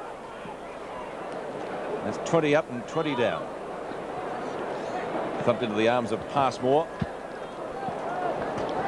Back to half forward, a little bit short of that position. And Wigney gets offloaded. A good hip and shoulder there by Longmire, it was. So a boundary throw, and crowd building up all the time for the big one. It starts at 2:30. McPherson again in the front of the pack. Baxter gets out the hand pass off the side of the boot, then from Longmire. And Footscray run the ball out, not very far. That was by Linton Fitzpatrick. This is Ramiro. Fitzpatrick again going for the spoil, or going for the boundary line, I guess, to be more precise. Didn't have any success in that regard. Dwyer's on the bottom of the pack. It's a real scramble down there, and the umpire will ball it up. Well, it's interesting to see that Laurie Dwyer, and talking about Laurie, there's his son David on screen, number 5, saying that the breeze is favouring the main scoreboard end, the end which North Melbourne is kicking to in this quarter. I reckon it sprung up a bit. Yes, of course, it's pretty blustery usually down there on the MCG. Good mark to David Dwyer there. It was a great mark. He put his body in front. You can never get around a player that uses his body in that way. Now, he's a nice kick of a football too, David Dwyer. He very rarely misses from about that range. He'll have to kick it from about 45 metres. And North, they really want a run of 4 or 5 quick goals. Now, I think this side of the ground, it's fairly awkward to kick goals at that end. Well, that really wasn't a good kick off the boot, though, was it? It wasn't, but there's been a few like that on the members' side of the ground, as we see David all day bringing it back towards Lyle. Lyle too slow to get his hands to it. A quick kick comes down towards the forward line, booted off the ground for Footscray, but it's a mark to Longmire. Now, this will be interesting because he's more straight onto the goals than what Dwyer was, and you'll find he'll probably be able to kick a lot further than what Dwyer did. He's already kicked to John Longmire. Funny old kick. Oh, he towed it, didn't he? Didn't look good. And he hooked that across his body, but didn't even look confident, and a bad miss. 11-8 plays 7-7, so that's 4-1 the difference. Well, could have been a great start for North. They've had a couple of shots at goal. Only for one major, Irvine. Mark taken by Tatsaris, just up from the right back pocket. That's not a good kick either. Onto the practice wicket area. Passmore should get there first for North Melbourne. Farms out the hand pass, picked up by Scholl.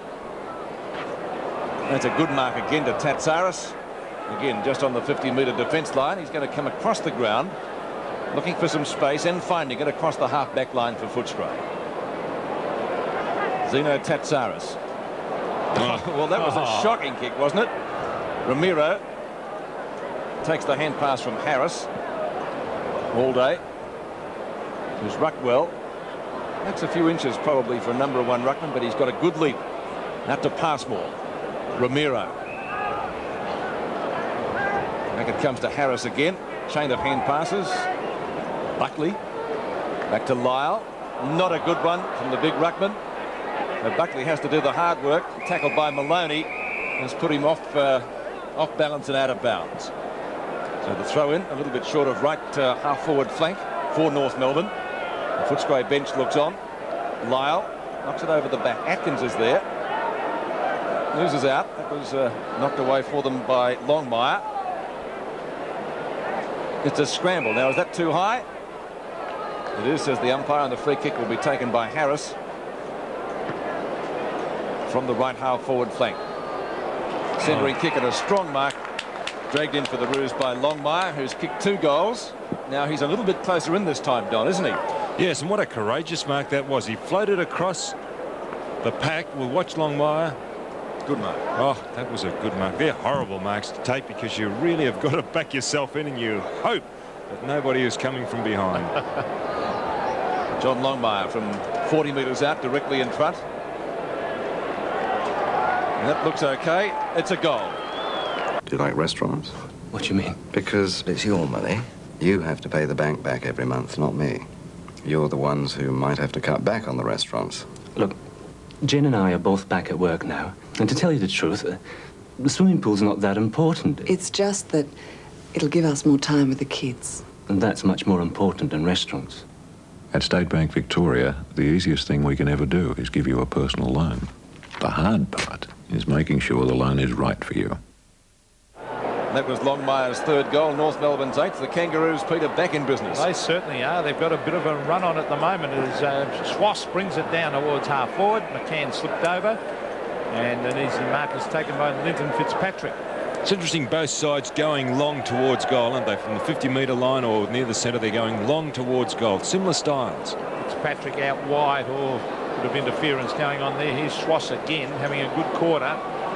Oh, take it away with Scholl. Underneath it, Longmire comes from the side actually to spoil Shane Williams. That was good play. Oh, good use of the body there. Oh, some strong work. Footscray, Gary Irvine put on a really good shepherd then. And the ball is out of bounds on centre wing. It really picked up North Melbourne at the moment. They're only 3 goals, 1 down all day doing the ruck work. There's Atkins. Well, they've got it again. Buckley to Rock. Rock to the half-forward line, and the mark has been taken for North Melbourne by Sean Smith. Now, he's not fit, Sean Smith. Now, he took a mark earlier in the game in more or less the identical position, came up with an ankle injury.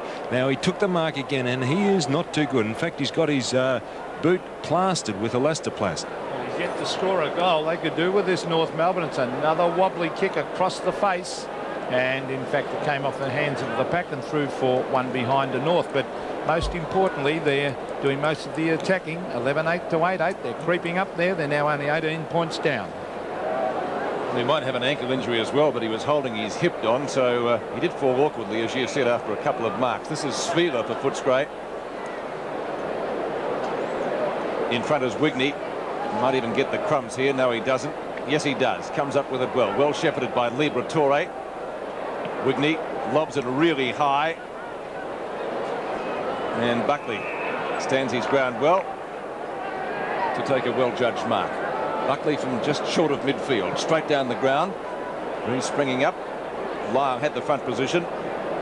Liberatore. Hurried kick out of the pack. Footscray get driven forward. That was by Maloney. Here he is again. Number 40. Out of bounds. Didn't do too much with that kick. I guess we'll put it down on the stats board, but it certainly wasn't effective. Boundary throw in next to the interchange area. 11-8 to 8-8. 3 goals the difference after Footscray led at half-time by 31 points. Lyle wins that one. Trying to find Rock on centre wing. Now it's McPherson. Takes the hand pass at left half forward. He's gone for a pass. And that could be effective. It is. The mark is taken by little James. Now James will kick from just on the 50-metre mark, as you can see there in that wide shot. It's a good kick for goal on the run. He's already got 1 goal so far today.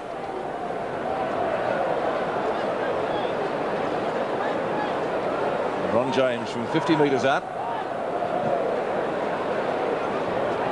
Well, he has got the distance, but the accuracy was well astray, and it's out of bounds on the full. It'll be a free kick to North Melbourne. Murphy. At the back is Lyle again, not holding his marks well. There's Spheler, droves it well. Couldn't gain a clean possession, might get a second chance and sock it off the ground. Schwass may get there first. Ramiro comes in to help him. This is Cronin. Cronin from right centre wing. Centering kick, albeit a very high one. Oh, that was a courageous mark taken by Harris. And the claps in the background are from Don Scott, because really they are tough marks to take. There's Sean Smith against Tetzaris. And North, all they want to... Well, the umpires paid the advantage here, so North with a chance. David Dwyer receives from Steele. Onto the left foot he goes. Oh, too slow, Stephen McCann gets back. He should have been able to duck back and take that mark. A player of his experience. Exactly right, Peter. Maybe if he got in front, he'd be able to make the first move. Well, there's Mick Malthouse in the background there, and Laurie Dwyer, the coach of North Melbourne, was there also. Maloney shuffles it out to Wigney, and now to Liberatore. He's caught. and the umpire said holding the ball, so that was pretty tough.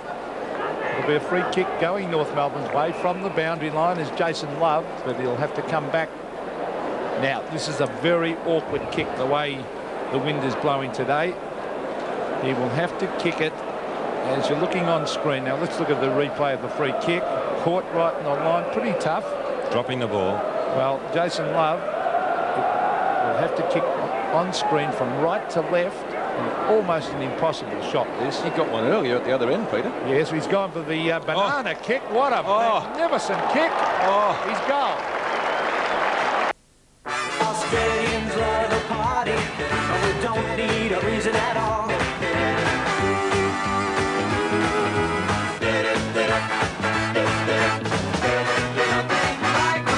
Australia loves a Foster's, and you know the world does too. There's nothing like a Foster's. There's nothing like a Foster's. There's nothing like a Foster's. That's true.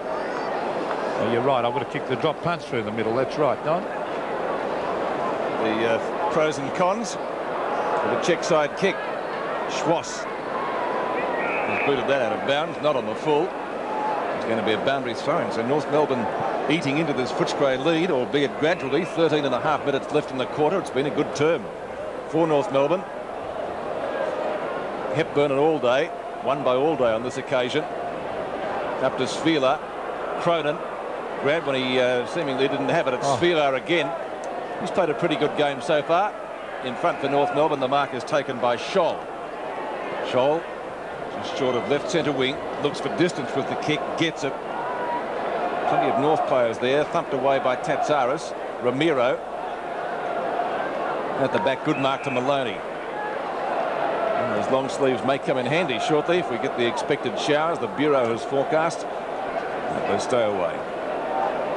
Now Lyle, has he taken this one overhead? He's the man in front, so he should get it. He decides to play on. I don't know whether that was too sensible because he was marked there. Now this is Rock. He's gone for a short pass. I don't know for whom that was intended. He might have another chance. Just about throws that one out. Cronin. Spieler again. Lopes after it to Williams. From a standing start, Shane Williams up to half forward. Cullen has to go the spoil from the back. Now, Sharks are beautifully off the top of the pack. Looks for someone downfield. Campbell should be there. Oh, gee, he was just about held when he didn't have possession. And a chance for O'Donoghue to do the cleaning up work, which he does. Schwass over the top. Cullen, it's out of bounds. We'll see a throw. Well, it's at half forward for Footscray. There's David Allday, who is off the ground. He's rucked pretty well. 11-8 to 9-8. Only 2 goals now. The difference. North have fought back beautifully. There's Schwass caught with the ball. Umpire paying the advantage to Steve McPherson. 1-on-1. Campbell over the back. Oh, well done by McKenzie to fist it away. In goes little Ron James. Tries to tap it on. Cordy comes in the left-handed. Still in play as Michael Passmore takes it over the line. A bit of a dust up there. And Wayne Schwass on the bottom. Now, number 28 running in will only make it worse. That's Robert Kerr. And the runner's getting into it against Lyle. I don't think the runner should be in it at all. Whether he's trying to stop it, maybe. In the meantime, play goes on. 2 goals, 1 the difference. Big fist away allows Steve McPherson to come in and grab it. He's at 50 metres out. McPherson, a long driving kick, a beautiful looking drop punt. Goal. This is good play by the umpires to keep the game. The new 1.8 Nissan Exa. Is it a Targa? Is it a coupe? Or is it a cabrio? Absolutely. The new 1.8 Nissan Exa. It's out of the ordinary and out of sight. Nissan know how. Building the right cars for Australia. And once again, the difference is 19 points. That was Steve McPherson's 3rd goal. A very handy one for Footscray. Atkins gives the hand pass. The recipient is Baxter. On it goes now to Vilchins. Long kick up over the 50-metre line. In front is Murphy. Shane Williams beautifully roved off the top of the pack. Should kick a goal from here. 5 metres out. Footscray 2 inside a minute. Well, I hope we get this on replay, because this is copybook for any young fellow or rover, aspiring rover, half forward or whatever. Now it's on again. This is not Mackenzie. talking. No. Well, that was... well, have a guess who's on the bottom. Steve McPherson. Steve McPherson. There's two groups fighting now. It's on now. There's a couple thrown too. Oof. Whoa, Here comes Svila. Now the book almost coming out from that umpire's pocket. Well, now it's on. They could be reported for fighting, misconduct, whatever. Conduct unbecoming? Conduct unbecoming, Don, that's right. A new one in this day and age, isn't it? I'll tell you what, if Peter Cameron was on the bench, he would have been out there in 2 seconds flat. We watched him last week. He was the emergency umpire. Oh, a couple thrown in there too. Almost eye gouging as well. A couple of men in the gutter having a punch-up. Well, look, what is important now is that the players start to play in front, because the umpire is going to try and assert his authority, or both umpires will assert their authority, and they'll give the first free kick, and it usually goes to the guy in front. So it's important now, after this altercation, to get in front, because the umpire predictably will pay the first free. Yeah. And he's going over to report. Somebody's had his number taken. I don't know who it was. Is he the offendee or the offendor? We'll know in the watch later. So it looks as if Cullen and Murphy, there's Shane Williams. Kerr in there, number 28.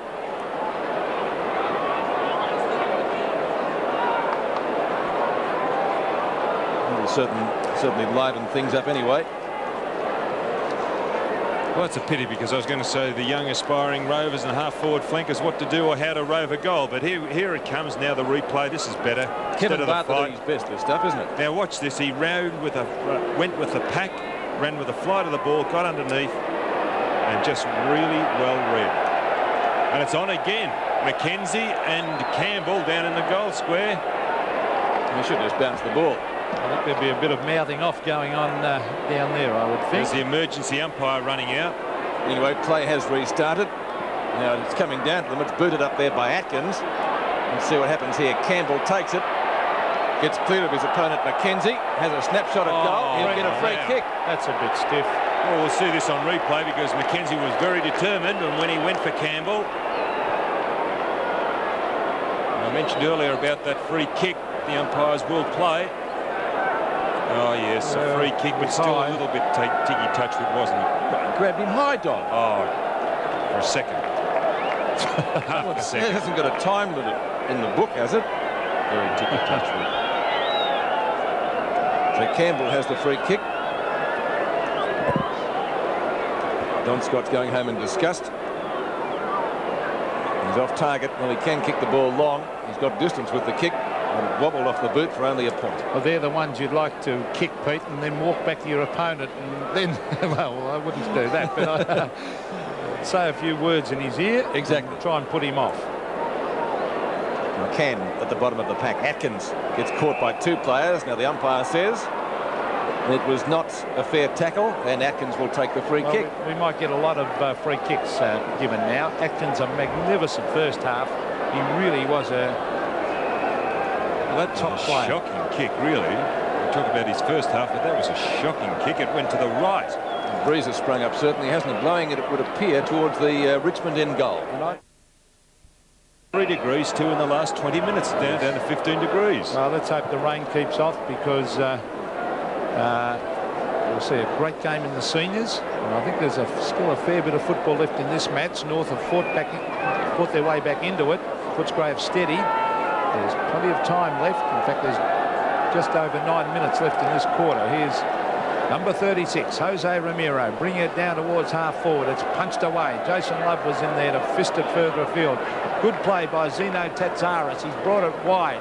Darren Steele is the man leading in the race. He should get it. He does. From half back. So he's got Anthony Rock further afield. Well done by young Rock to stop that. He couldn't control it. And over the line it went on centre wing. At the moment it's 13-10 to 9-8.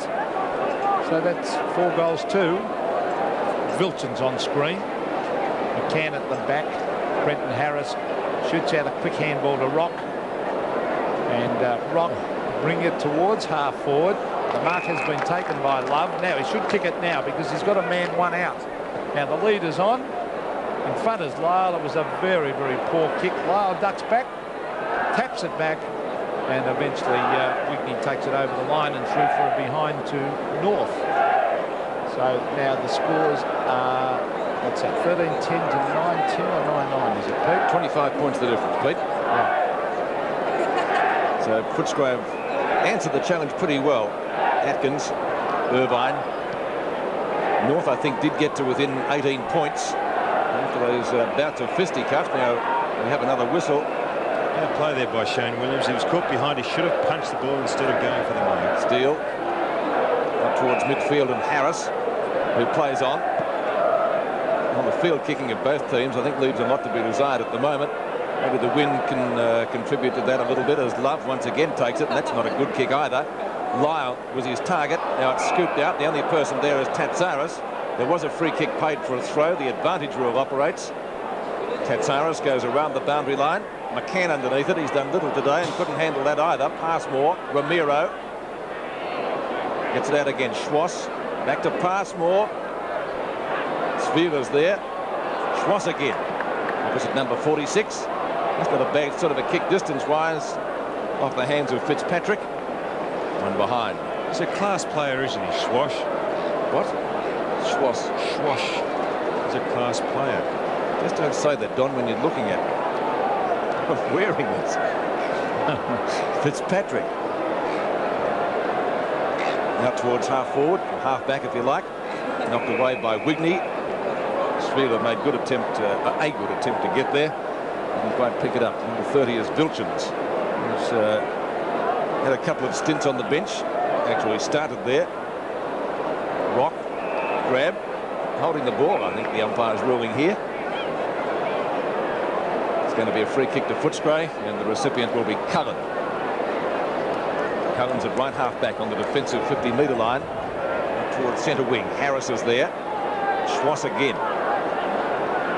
Then well caught by Atkins. The umpire says play on. Cordy does. On to James. Relays it out wide. Long kick by Nicol. Breeze certainly helping that one along. It's a good kick there by Nicol, because it doesn't help the forwards further up the ground if you just slam it on your boot indiscreetly. Mackenzie's kick was also long. He's got another chance, Nicol, right on the edge of the square. Nothing indiscreet about that, but two North players to one Footscray, and it's left to Steve. Good effort that to get it out of defence by North. But this is Footscray in the van. That was Maloney tipping it quickly to the boundary line, and they're holding on well, Footscray. And if we can listen to Laurie Dwyer, that North Melbourne have the scoring end in this quarter, so that would mean Footscray will come home with it. But at the MCG, I'm a great believer you can score pretty easily either end. That's Passmore getting it up towards half forward. It's fisted away. Ben Buckley's there. Rock is there to lend a hand. Also Brenton Harris. Harris with a hand pass. This is Passmore, a hand pass over the top. Jose Ramiro, an open goal. He's too slow to get rid of it, but he gives it to Sean Smith. He swings onto the left foot. Drops short. Lyle is there. Beaten easily by Fitzpatrick. Across the face of goal. Very too easy. That was Irvine to Wigney. And they really, North did nothing with that forward passage of play there. Should have really converted. Here's their chance, though. This is Scholl. A quick kick to half forward, and the mark has been taken by Sean Smith. Not the most skilled side, are they, North Melbourne, the way they try and bang. They just seem to bang the ball without much direction or purpose, and hope that the fellows up the ground are just in front. Well, he is yet to score a goal, and his earlier attempt this quarter at a goal was a very poor kick. Well, I think we share the opinion he's not 100% fit, don't we? Well, there he is from 40 metres. That's a better looking kick off the boot. And I think has he put it through this time? Yes. When I found out I was pregnant, John and I agreed that we needed a second car. Well, we scratched the money together for that. But then we started thinking about all the extras that go with it. Registration, insurance. John was with the SIO. He's a really careful driver. He's a really good driver. But even so, we thought it might cost a lot. But when we went to see the people at SIO, they said that I could have the same rating as John. Well, it just, it was just solved all our problems. It was wonderful. Only 3 goals the difference now. That's as close as North has been in this quarter after a good fight back. Baxter dispossessed. The umpire has blown the whistle, and Peter Baxter will take the free kick at midfield. Peter Baxter, long kick with the breeze, which has sprung up. Over the top was Cronin. Down it comes to Liberatore. Rock gets it clear of him. And good support out there from Romero, but it's out of bounds. And the throw-in will take place centre wing. Tony Liberatore still wearing that, well, what would you call it? I guess it's dried blood now, but he was bleeding profusely in the second term. And a nasty whack across the face. This is Atkins. That's kick number 15. And Steve McCann, that'll be about kick number 2 without even looking at the board. That'll be his first. He hasn't had a great day at all. Mark taken by Zeno Tatsaris at the right half-back flank for the Bulldogs. Trying to keep out North Melbourne.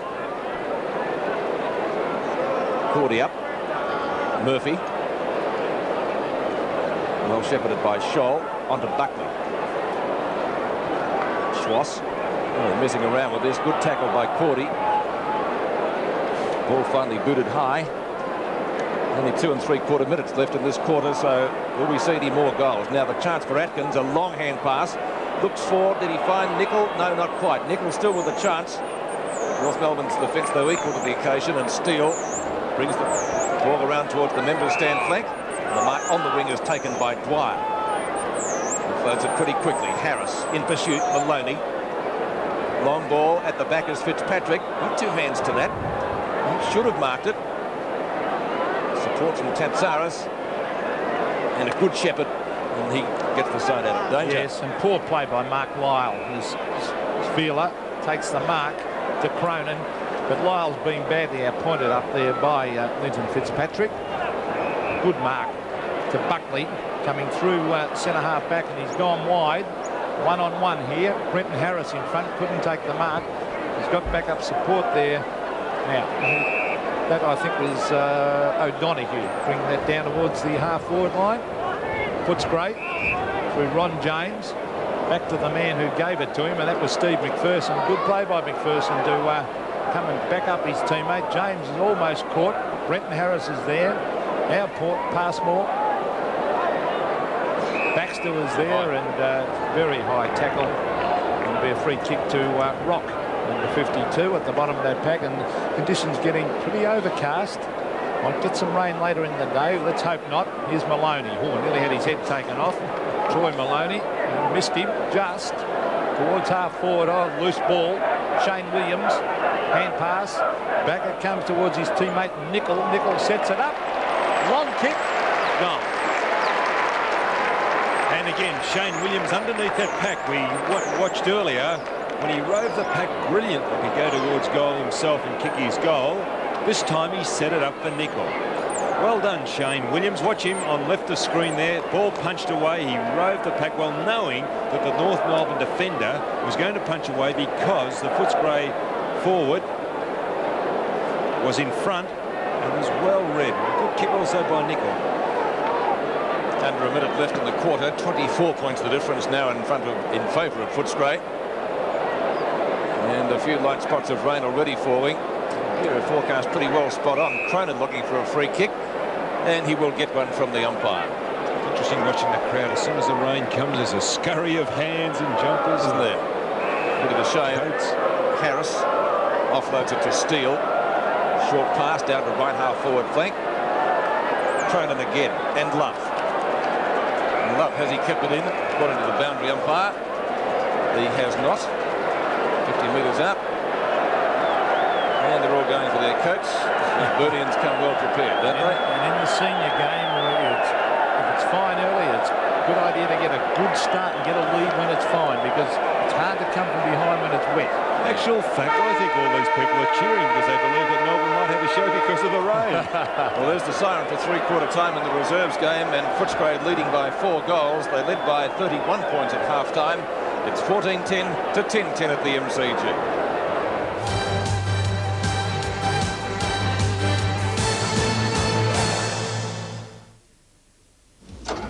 Nissan Patrol, the most advanced four-wheel drive down under.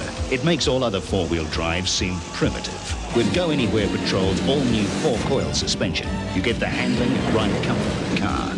Patrol's powerful 4.2-litre diesel or petrol sixes leave all other four-wheel drives back in the Stone Age. Nissan Patrol. It's Australia's 4x4 of the year. That's Nissan know-how, building the right vehicles for Australia. What if they work out they're paying the highest taxes in Australia? Tell them everything's fine. And the state debt? Look, the numbers are too big for them to understand. Yeah, I want to know what our policies are. Tell them nothing. Just concentrate on me. But what? I said tell them nothing. Listen, let's just get through this election. We'll deal with it after that. Why won't Labor debate the issues or talk about their budget? Why do they run away from embarrassing questions? Why an election now? What is Labor hiding from us? Authorised by Decamp Liberal Party Melbourne.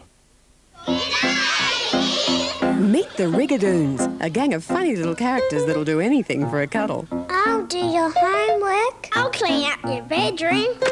I'll wash the dog for a cuddle. I'll let you stay up late for a cuddle. I'll eat your Brussels sprouts. And I'll love you forever and ever. The Rigadoon Gang, now available for cuddles. From Kids Biz. When you're ready to get serious about sport, get into Myer Sports. For clothing like the exclusive Reebok Gold Medal range, in top quality fabrics for top sportsmen and sportswomen from $29.99. Fantastic footwear too, from just $89.99. Myer Sports, for the brands, the range, and the quality you need to succeed. So get into Myer Sports, the biggest name in sports of all sorts. When I was his age, people around here were still using water filters for pure, sweet-tasting water. High calcium Physical is made by applying the same idea to milk. It's called ultrafiltration. So if you're concerned about good taste, less fat, and getting enough calcium without powders or additives, the choice is natural. Let's get physical. Ultrafiltered Physical from Sandhurst Foods. The human brain. We have barely begun to scratch the surface. Come with Beyond 2000 to unravel the world's greatest mystery. These microscopic cells that you're now looking at are the brain cells of Albert Einstein. See the amazing story of a girl with only half a brain. She's a living example of the brain's extraordinary ability to adapt. Breakthroughs in creation, artificial intelligence. Frankenstein's day may yet come. The power of the neuron. Tuesday on 7. And welcome back to the Melbourne Cricket Ground. 24 points in favour of Footscray at three-quarter time. They kicked 3-3 to North Melbourne's 4-4 in that term. The Kangaroos got to within 18 points, but then Footscray steadied in the latter stages and look in a very handy position to take out this reserves flag. Today's game is part of the Myer 1988 VFL Premiership Series. So 24 points, 4 goals in Footscray's favour as we go outside the ground now. And for the first time today from BTQ, we say a very good afternoon to Bill McDonald. Peter, well, the atmosphere is certainly building out here outside the ground. We're at the Jollymont Railway Station at the moment. Very noisy. A lot of people coming into the ground. It's getting very busy out here. And as you can see in the background, the car park is chock-a-block. And supporters of all different shapes and sizes and colours are coming through. And that's the colour of the guys there now. Plenty of supporters in here at the moment. Only about an hour and a half now to the match. The excitement certainly is building up. I'm excited for it. Here's one of the supporters with us. She's very well decked out. No doubt you're going for the Demons. Definitely, without a doubt. Been a lot of talk in the media about Hawthorn being the favourites for this. I think the Demons can get up and win. I think the Demons, if they play as well as they've been playing, they'll beat them. Right, yeah. Well, she might be a little bit biased there. She's from the Demons cheer squad, but certainly the atmosphere is building. The rain is starting to fall at the moment, so a dramatic change from this morning, but things looking very good for a big match this afternoon. Back to you, Peter. No, thanks, Bill, with a few friends down there. What a job. Not a bad effort under a bit of duress there, Pete. And the rain is, well, I think it's just a shower, but it's becoming a little bit more persistent. Just about set now for the final quarter. Steve Rebellion, anything to report down there? Well, Kelly Austin's just told his boys to play shoulder to shoulder in defence and says that that lead is big enough to defend and then take out the game. On the other hand, Laurie Dwyer says 4 goals is nothing, especially if they kick long, and that's what he's asking his players to do. You invite me down to Melbourne and this is what you do to me. You've got Don Scott's coat on. He wants it back. You can have it in about 25 minutes. Righto, Don, see if you can get it off him. Bernie Quinlan's up here, dying to get down on the ground too in the rain. Well, the last time you were on the boundary rostered there, Don, you spent the day on an OB van, didn't you? Yes, I helped the directors that particular day, Peter. I think he'd be locked out. I'd advise you to shut the door, guys. Now that shower, well, it's becoming a little bit more persistent. Stats to three-quarter time. Kicks are pretty even. Let's look at the handballs, 61 to 53 in favour of Footscray. Hit out 24 to 31 in favour of North. It's a rainy start to the final quarter of the reserves game. 24 points in favour of Footscray, the hot favourites. The ground certainly won't suffer from any rain on it because it's been pretty hard, as we've noticed. Actually, the sun is out at the same time as it's raining. That could be a handy lead as far as Footscray are concerned. With this rain coming down, 24 points, that ball will get heavy. Wind knocks the ball down. Passmore intercepts, nearly had his head taken off. Nearly gets caught with the ball. Cullen put his head down. And it's going to be a bounce. So some other rather unusual weather conditions. Pull back from that shot, you'll see the sun's out and it's raining, it's pelting down. Well, it's the brightest it's been right throughout the game. This is Buckley. He fumbles. Harris doesn't. Up to half forward, thumped away by Wigney, albeit not very far. Maloney, a fresh air shot. This is Rock. Can't get clear. Sean Smith. Got a good hand pass. Cronin fires it on to Peter Baxter. Baxter's hand pass taken by Nicol. Has to get around Scholl. Does that sufficiently well to get his kick in. And against the breeze, that's not a bad sort of an effort for a goal. Oh, there's Sean Smith. He's not too good, but what a beautiful kick this fellow, as we remarked earlier about Stuart Nicol, and he really does favour himself as a long bomb for goal. And as he lined up, that was his second attempt that he actually did kick. Now we'll watch it here. Here's the handball now. He'll line up for the long bomb there. Realising someone's coming, he had to readjust himself and still had great confidence in his kicking ability. And no wonder when you kick like that, Don. That's his third goal. Beautiful kick it was. There's the big man in the centre there, Scott Wine. Crashing through though with Darren Steele. They're 5 goals down now, North, so they'll have to get the next couple of goals or the game could be all over. Wigney gets away far too easily there from David Dwyer, and Wigney onto the left foot brings it wide and has put it out of bounds on the full. So that'll be a North Melbourne kick, and it's Darren Steele. Shane Williams on the mark. Now Steele, as Don said though, it's going to be very, very difficult to catch up 5 goals under slippery conditions. David Dwyer from half forward. Now he's brought it to the pocket. That's no good. Should have come back towards centre half forward and set it up, because that'll suit Footscray out there, particularly that big man, Scott Wine. Rain easing off. Yes, and as we just said a moment ago, conditions very, very bright. It's very light rain. Steve McPherson has worked very, very hard right throughout this game. Has been an excellent player and has gone straight for the boundary line. 15-10 plays 10-10. 22.5 minutes of play left in this final quarter. Scott Wine against John Longmire, and Longmire in fact came over the top. Oh, beautiful hand pass from Harris to Buckley. Buckley to half forward, and that's a good mark. Yes. And he's added a lot of life around the packs for North since he's come on, and North Melbourne making another change with Hepburn coming on, and Sean Smith is injured and he has been replaced. Well, surprised. Well, we thought he hurt himself early in the game. Anthony Rock, they could really do with this goal from 40 metres. Oh, a nice looking kick, except he just hooked it slightly. Actually, his style of kicking was good, but he's hooked it across his body and threw for a point. 15-10 to 10-11. There's Sean Smith, and that is the hip that's causing all the problems, and they can be very painful, hip injuries. Ball back into play to the outer side. Cronin late on the scene, and there's Rock again. Playing well. He is playing well. Too far out to score. He'll be 70 metres out, so decides to centre the ball. Good tactics. At the fall of the ball for North Melbourne was Dwyer. That's not a bad sort of a kick. I think he's put that through. He has. It's a goal. Nissan Nomad now combines features like power steering, rear coil spring suspension, a convenient rear left window, and Nissan's 2-year warranty. Nissan know-how, building the right cars for Australia.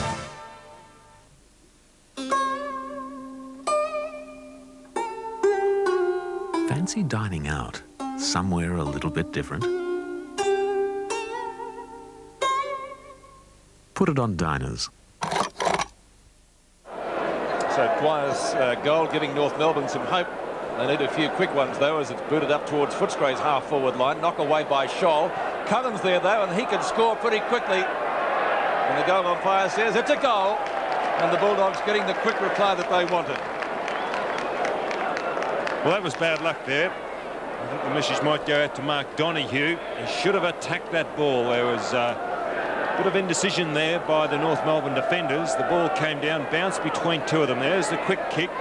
Now, this is where Mark Donoghue, number 49, should have gone for the ball. He was caught out. He was all at sea.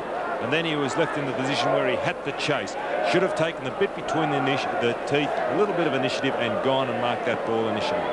Quick reply to Footscray, 77 now to 106. So the Bulldogs most of the day have had the answers against North Melbourne. Buckley's kick up towards left forward pocket, off the hands of Zeno Tatsaris, and he'll be content to take the ball over the boundary line in front of Liam Pickering. It'll be a boundary throw-in. As Tatsaris has been pretty solid in defence, as has that whole Footscray back line. Maloney, they've all done pretty well. Fitzpatrick, Wigney.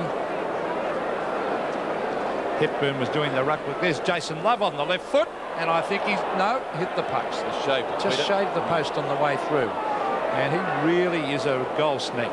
There's Wayne Schimmelbusch on right of screen, and Laurie Dwyer, the coach of the North Melbourne Reserves, former champion wingman. And I think his team have got their work cut out to win this game now. Tatsaris from fullback has gone wide. Now McCann leads in the race against Wine. He's got it, Steve McCann, but he's caught. Well done by Wine to run McCann down, and it's forced to the line. Unwound. Oh. Well, there's Rod Austin, and Jeff Southby. No, it's not. It's, of course, Mick Malthouse at the back. Anthony Rock has been terrific since coming on the ground. He really has livened up North. He's in there again, booting it off the ground. Now, centre of the ground is Simon Atkins. He brings it towards full forward, and nearly a mark to James. North bring it out of defence, though. It was good play for North Melbourne there by Kerr.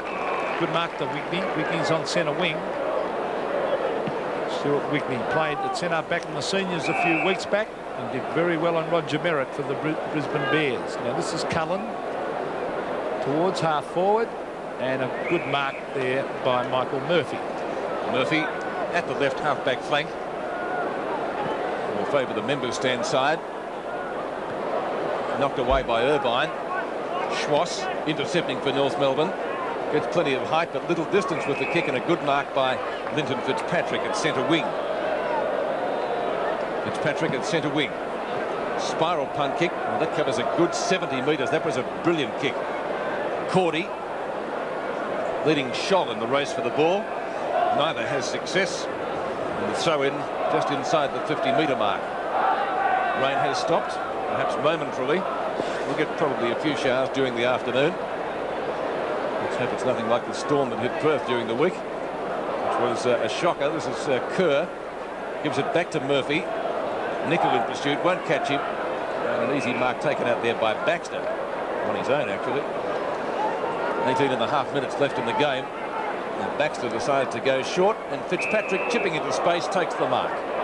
Good play by Fitzpatrick there as a backman to come down and create that extra option, because there was no movement up on the forward line, and all you could do in that situation was kick a long bomb and hope that someone would take a mark. But to create that option, good play, initiative shown.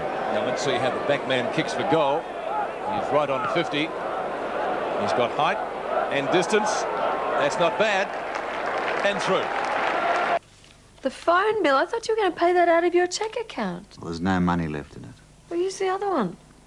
I can't touch that for about another month. But it's your money, Ralph. Yes, but then the interest Yeah, but it's still your money. When the State Bank launched the state banking system, it put 400,000 Victorians back in control of their money. Well, let's pull some out of your interest-bearing deposit. If you're still out of control, come and see us. You've got to wait 90 days for that one. So what were you saying about your money? Now to 112, that was Fitzpatrick's first goal. Sfila boots Footscray forward again. Up past centre-half forward. Now he's got another chance here. Diving on top of it was Mackenzie. This is Williams. It's a scramble out there, and the umpire will bounce it inside 50, about 45 metres from goal. Well, 38 points the difference, and that's a pretty tall task, isn't it? To ask North Melbourne, and the way they're playing, I don't think they could possibly catch that amount. Well, it's only just as Footscray finished on top, haven't they? And Footscray finished in second position after the home and away series. And Footscray looked the more dangerous side today, as we see Liberatore on the bottom of that pack. Atkins comes in to lend a hand. Now it's Wind. Oh, clever little chip kick across. A chance for Baxter. He runs in. Ooh. He can straighten up Peter Baxter. Goes for home. And I think he's drilled it. No, he's missed. Just off line. So here's Steve McCann on the bench again, Don. And one other senior, talking about Steve McCann, one other senior player that's had a dirty day is Brian Cordy. Yes, he's been Free pretty kicks. quiet, Brian. Well, there's a good mark. Well, you pay that. The slippery ball to Nickel. The umpire didn't think so. Here's Murphy. Well, I think he's got a long way to go, Michael Murphy. Bit slow, do you think, Peter? Yes, lacks pace, and well, he'll have to work on that over the summer. There's Nickel again onto that left foot, bringing it towards full forward. Out in front was Mackenzie. They've had a good battle, Mackenzie and Campbell. Mackenzie again heads for the line and taps it over. All day coming back on for Footscray. And big Winders going off. Boundary throw in, right forward pocket. Over the head of Liberatore. And opens the way for Schwass. And loads with a spiral punt kick up towards midfield. And a good strong mark for North Melbourne has been dragged in by Longmire, who's already kicked two, make that 3 goals. Longmire up over the 50-metre line. Lyle and Fitzpatrick. Cronin should get the bounce. He does. Out to Fitzpatrick again and Lyle. Fitzpatrick had the extra pace, but it still beat him over the line. They've got to move Lyle from full forward. That's just a non-contest up there. Where would you put him? Well, off the ground. He's just come off the bench. Fitzpatrick's just doing as he likes at fullback. Well, Sean Smith is injured, so I guess they haven't really got too many options, Peter, have they? I just wonder if the other guy on the bench is fit, because if he was, I'd have him on there at full forward. Lyle, they're just running off him far too. You've got McCann. Would you put McCann on instead of Lyle? Well, I think he'd be a better full forward, wouldn't he? Well, the way he's performed today, you'd have to argue that, wouldn't you? Well, how many kicks is you look at the stats, Don? How many's Lyle had? McCann's had 2 kicks. He could have got his 3rd before. How many's Lyle had? Have a look at that. He's had 6. Yeah, well, that's not much as 8 between the two of them, so they haven't really got too many options. Anyway, let's get on with the play. North into attack again, knocked away by Wigney. Picked up by Irvine for Footscray. It's farmed out. Oh, Cronin nearly got one too high. Still did well to get rid of the ball. Harris, perhaps a little bit slow. Passmore. A hand pass over the top. Buckley gets it on to Murphy. Down towards full forward. A good mark taken by Linton Fitzpatrick again. There it is again. Unbelievable. He is slow because Linton Fitzpatrick is not real quick either. Well, he's quicker than Lyle. You'd think you'd make a move, wouldn't you? They did. They just brought him on. Up the centre wing. Nickel playing in front. Has it knocked away at the last minute. He almost was paid that mark. And next to the interchange area, it will be a boundary throw-in. Have another Valiant, Don. Passmore does the ruck work. Hurried hand pass. Good knock on by Schwass. No runners there for North Melbourne. Footscray defence manning up well through the agency of Tatsaris on Pickering. And it'll be a boundary throw-in. Left half forward flank. Now the runner has gone down to Mark Lyle. 78 to 113. Bring the runner on, Don. Might give you some pace. Good knock on for North Melbourne by Hepburn all day. On the bottom of that pack. If you gathered that I don't like ruckman resting at full forward, Pete, I did gather that, actually. You're dead right. I think you need a specialist there. Hepburn again gets the tap down. Tatsaris' kick is all but smothered. Ramiro takes the hand pass from Love. High up towards full forward. Wigney gets it down to McPherson. And Maloney sees Footscray get clear again. Yes, they're very good in defence, Footscray. Beautiful kick. The marker's dropped down there by Shane Williams, though. That will be a little bit slippery. Darren Steele hugs the boundary line and, in fact, puts it over. Well, North Melbourne have made a change. And would you believe that Hepburn has come off and Sean Smith has come on, and he's going to full forward. And about time. So proved right through, was it? It's about. I think they've got a direct line up here, Peter. They've listened to you. Well, he'll contest down there, Sean Smith. Even though he's injured, he will contest hard. This is Cullen for Footscray. 12 minutes or just over left in the game. It should be a Footscray flag in the reserves. Cullen's kick up to the practice wicket area. Nickel and Steele. Ball falls free. Now a hand pass taken by Schwass from Lyle. It's up over the 50-metre line. Dwyer, good mark. Actually, that was a great passage of play there by Schwass as well. He realised he didn't quite have the speed, but changed direction. Just went to his right, veered to the right, upset these opponent chasing, and then the long kick down to O'Dwyer.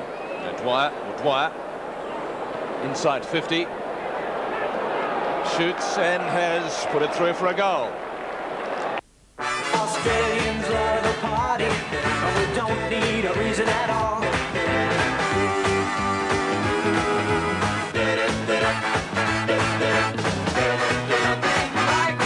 Australia loves the Fosters, and you know the world does too. There's nothing like a Fosters. There's nothing like a Fosters.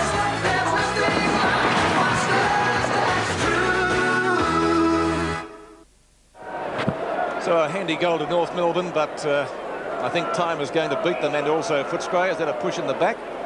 Ramiro will take the free kick at midfield. Well, they need 5 goals in just over 11 minutes, Pete. And that's pretty well impossible.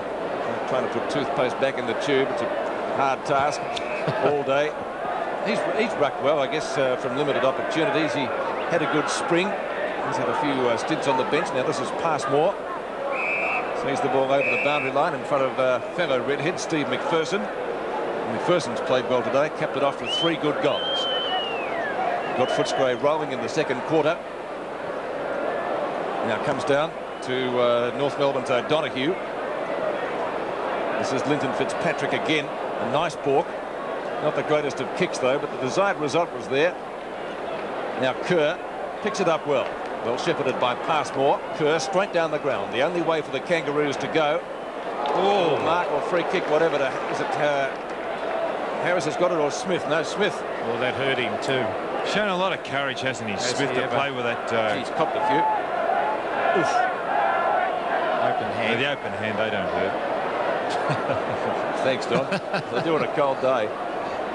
Sean Smith has kicked 1 goal, and I think rather sore. Ball off the side of the boot a little bit. Oh, almost a good mark down there to Mackenzie. He really backed himself with that one. Irvine takes it out.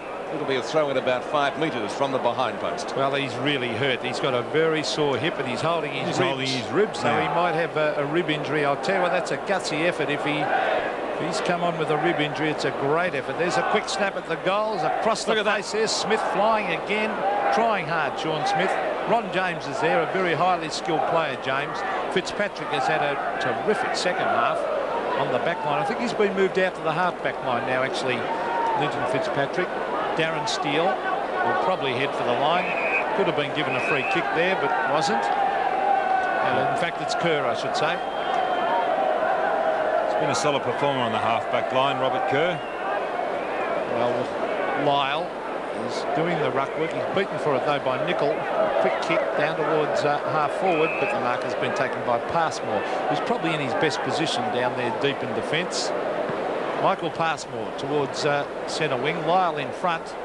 Fisted away. Ramiro's died out of the game. Smith off again. And McCann coming on. There's Atkins to James. And he's gone wide. Finds Cullen. This is danger because Cullen sets it up for McPherson, who drops the mark, but he's able to get back onto the left foot, and he misses. Actually, that was very lackadaisical play. Cullen #1, because it wasn't a good kick, and McPherson, he was in he was in an all-win situation, realised it, but it was too casual and finished up a no-win situation. I don't think it'll change the end result, Don. Buckley marking on the 50-metre defence line for North Melbourne. Decides predictably to go straight down the ground, and the mark is taken for the Kangaroos by Longmire. Just over 8 minutes left in the game. Fitzpatrick got a hand to it. Love decides to break clear, or in fact try to. It's left to Tatsaris to do the cleaning up work for Footscray, which he does well. A late tackle ultimately wobbles the kick off the boot. Steele, no, it's not Steele. It's Kerr. They both got red hair. Well, you fell for the same trap as me a moment ago, Pete. Thanks for mentioning that. Yeah. They look very alike when they run for the ball. His Passmore's hair is a little redder than the rest. He's a real carrot top. Boris Becker-like. Back it comes to Shane Williams, who's of the same tinge, but not quite as bright. Here's a couple of redheads. Speaking of such, McPherson and Passmore. And the ball out of bounds. Inside 50, it's about 45 metres from goal. Sunshine trying to break through again after that shower we had. Live at the back. And North Melbourne will get clear. The ball booted away by Murphy. It's up to the centre wing position. 2-on-1 in favour of Footscray all day. As I said before, has rucked fairly well today. He's improved his mobility over the last couple of years. He really has. He was just a big, slow, lumbering plotter. All of a sudden, he's got a bit of skill into his game. And a bit of spring. And a bit of speed, too. Now, chance for North. It's picked up for them by O'Donoghue. Up towards half forward. Dwyer gives out a good hand pass. It's taken away by Pickering. Pickering centering kick off the hands of the pack.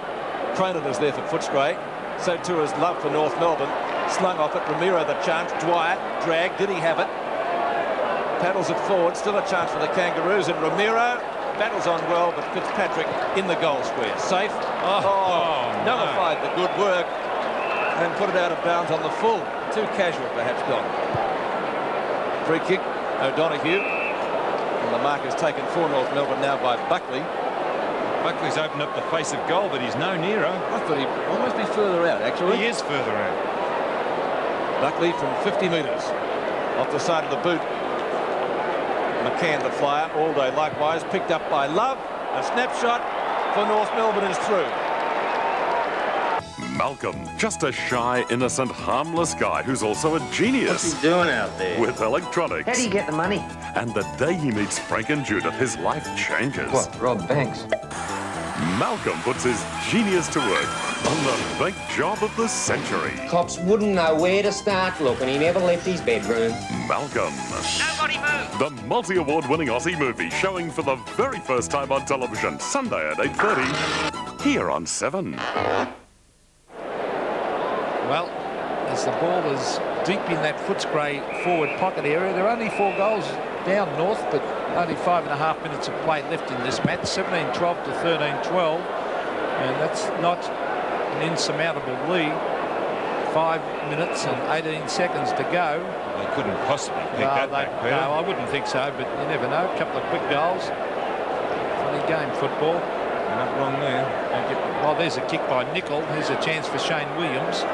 And that actually hit the behind post, so that'll be out of bounds for a throw-in. He's done well, hasn't he, Nicol, up in that centre-half forward position. He's ruck work, he's kicking for goal, he's marking. Well, here he is doing the ruck work, as you say, Don. Down to Cordy, check side, banana kick, whatever you want to call it, has hit the post. Posted.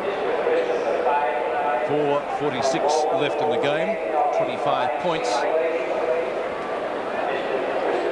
It's all but run for North Melbourne. This is Kerr now. Brings the ball back into play. And a good mark by Atkins. With that red hair. There's a few redheads out there, isn't he? Isn't there? Looks like Brad Hardy at a distance. Spiral punt kick. He's certainly got some distance with that. Here's a chance for North Melbourne. Scholl out to Kerr. Finally picked up out there on the outer flank by Steele. To Passmore. Slippery ball. Back to Atkins again. Baxter. Liberatore around Rock. And that's a really high kick. Nicol in the centre of the pack. Knocked away by Mackenzie. Back to Ramiro. Tries to find Lyle. Should have gone the knock on perhaps. Good tackle, McPherson. Who's got it? It's holding the ball. I think that was predictable. He's a very slow mover, isn't he? And slow thinker, Mark Lyle. I don't know about the latter, but certainly didn't move too quickly there. So Steve McPherson, who's kicked 3 goals. Short pass, looks for James. Couldn't find him at the fall of the ball. Schwass. So to Asfira, pressuring him, likewise Cronin. Looks it back to midfield. Over the back, Dwyer in front is Allday. That's a good mark. No play on, says the umpire. Allday hasn't hurt him. Neither is the man on the mark, Dwyer. He's gone out wide and he's found Steve McPherson. McPherson just off the practice wicket area at left half forward. He's kicked 3 goals for Footscray, as has Nicol. This is Cullen now taking the mark. Cullen's been a rather handy player. Into the pocket. No success in that move. Ball out of bounds. It'll be thrown in about 35 metres from the behind post. Hitting up a little bit sore was Scholl. Crowd strangely quiet too for a grand final. It's like usually a public library, Don, isn't it? Yes, usually they're starting to get a little vocal. Oh, Rocknell had his head taken off. Gets the hand pass out to O'Donoghue, and he gets North clear. It's a beautiful play again, that by young Rock.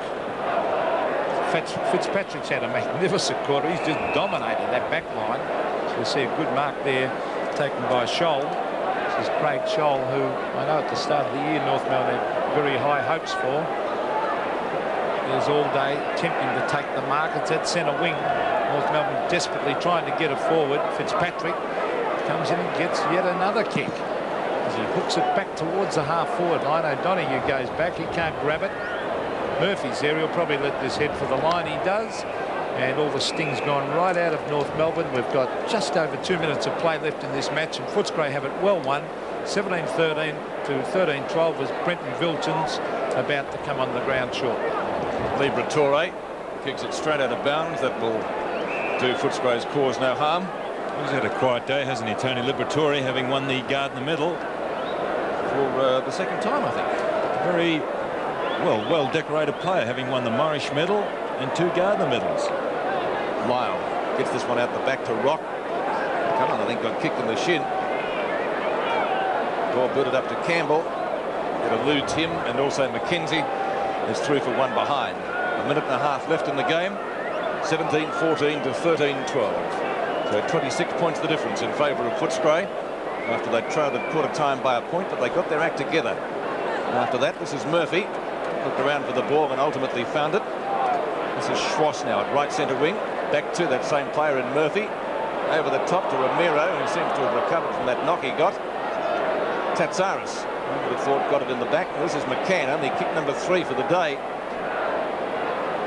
Much away from Fitzpatrick. A chance for Longmire to fire a goal, which he does, and find success. So 4 goals to John Longmire. Losing score, not a bad effort. 20 points to them. Yes, and you see there, North Melbourne players realise that their case is lost. There was not much jubilation after this high ball from McCann. Longmire stands his ground in front of the pack. Doesn't take a step to kick. Bangs through for his 4th goal. But North Melbourne realising the situation may be hopeless. 20 points behind. 96 playing 116. 45 seconds of play left in this match. Footscray will be the premiers. Well deserved too. They've been on top all year. Been the outstanding reserve side. And this man has been outstanding today, Atkins. Beautiful long kick. Terrific kick that was to Campbell. And Campbell is marked about 40 metres out from goal. Now he's kicking it across goal, looking for the loose man. Let's see if it comes off. Nicol's there. It's a stalemate as players pouncing on top of the ball. The clock ticking down. 20 seconds of play left in this match. And by the time the umpire bounces it, they might be lucky to even get a kick in here. 10 seconds. We may not get any more play. Keep talking, Peter. 5 seconds. We're not going to see any more play. No one's going to get a kick. Is the umpire about to bounce it? And there's the siren.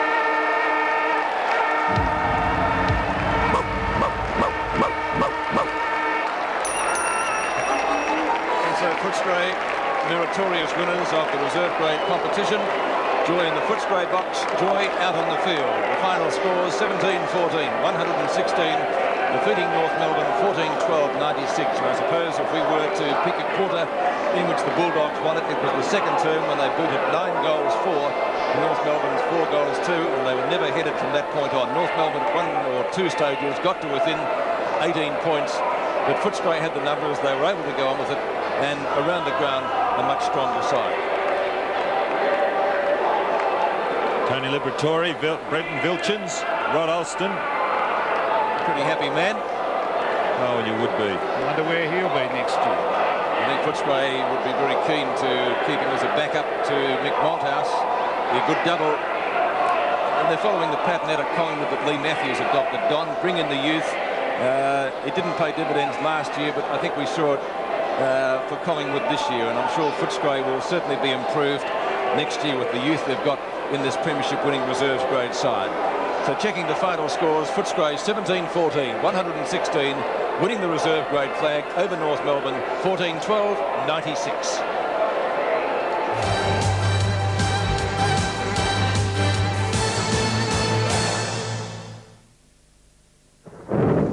Oh, I hate driving in the rain. Oh, really? Never bothers me. No. Oh, the roads get so slippery. Sounds like you need decent tyres. Yeah? Like what? Michelin's. Oh, I think I'd rather save the money. Well, it depends on what you value most, I guess. Why don't we take your car to pick up the kids? I think we'd better. Michelin, because so much is riding on your tyres. When the fabulous four began to sing, it was round the time the king was king. We were stopping away with our Malibus, and the Motown beat was cutting loose. Simon and Garfunkel, whispering Jack, Billy to Willie, Cliff is back. Now we've all grown up, and right before our eyes, the hits and memories live on 3KZ.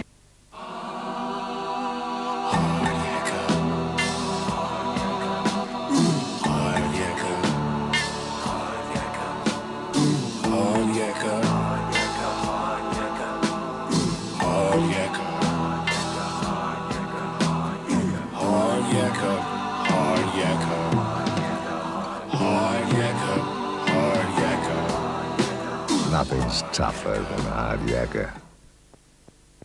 I run an efficient company. I demand reliability, punctuality and economy. So when a new courier service promises to save us money and pick up from our doorstep, they better be here. Beeline announced the arrival of fast-track courier right to your door with overnight delivery to almost any address in country Victoria for up to half the cost of the others.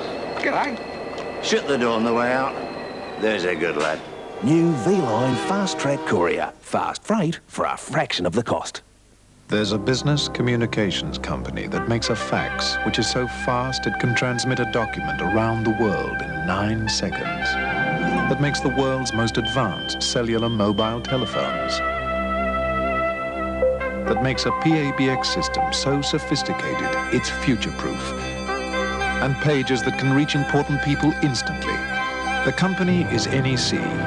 Most illuminating, Mr. Okamura. Mike Harlem didn't turn his science project in. He turned it loose. The danger is that once you unleash the power, you'd lose control of it. Now we are talking hyperspace. First energy field will go crazy. Is this like when you told us we could smoke banana peels? Chain reaction could start. Oh, you're pulling my zucchini. Weather could change. Weird. And boom! You're all cosmic dust! Uh-oh. My science project premieres Wednesday on 7. Welcome back to the Melbourne Cricket Ground. We checked today's final scores so far. It's been 1-1 for North Melbourne. They won the under-19s 18-16 in a walkover from Essendon 6-5. And in the reserve grade competition just finished, it was Footscray's turn. They defeated North Melbourne 17-14 to 14-12. For Footscray, McPherson got 3 goals. So too did Nicol. Campbell got 2. and the rest was shared. Or Cullen also got 2 goals for North Melbourne. Love got 3 goals and Longmire 4. Let's go to Steve Brilliant on the boundary now, and he speaks with victorious coach Rod Austin. Thanks very much, Pete. Well, that's a relief and a pleasure for you, Rod. Oh, it sure is. It's 26 years since Footscray side stood on the ground and enjoyed a premiership, and full credit to the boys.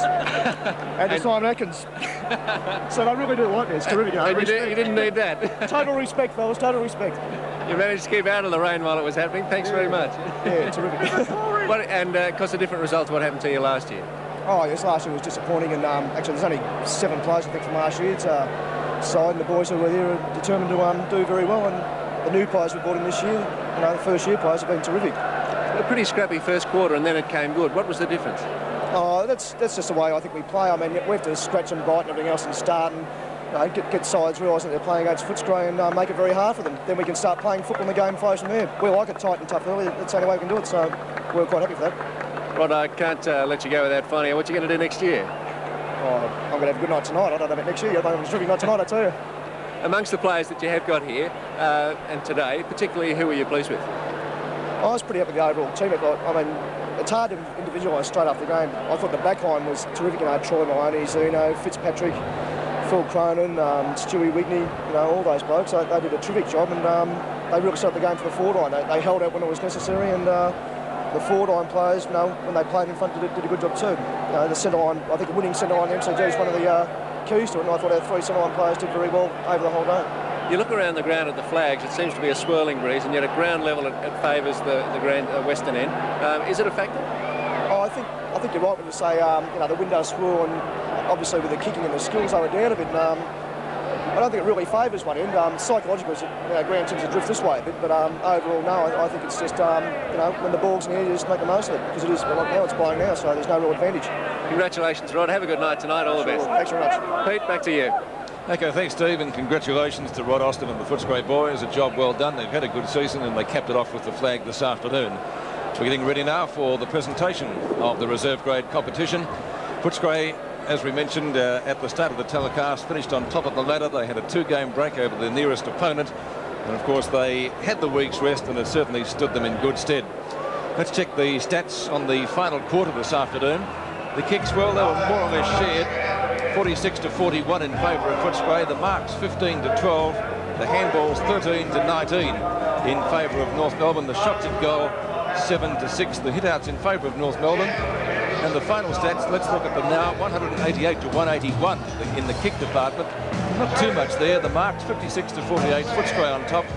The frees, a margin of 2 only in favour of the Bulldogs. The handballs, again, not too much to speak of. A margin of only 2 in favour of Footscray. And the hitouts 41-31 in favour of North Melbourne. Perhaps the bottom line, though, sums it up.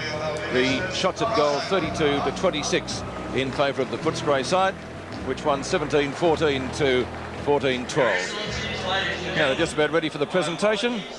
Let's go down to the chairman of the VFL Commission, Ross Oakley. To the Footscray Football Club, congratulations. A great win.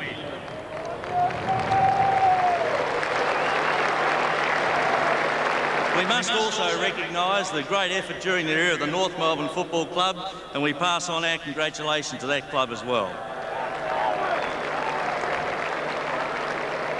Could I ask Brian Cordy to step forward to receive the Premiership Cup?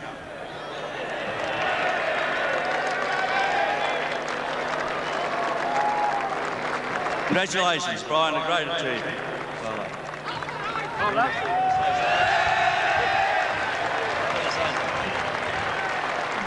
Commiserations to the boys from North Melbourne. They put up a great fight and they've had a very good final series. Just a word of thanks to Rod Austin, our coach, who's done a fantastic job with the young blokes here.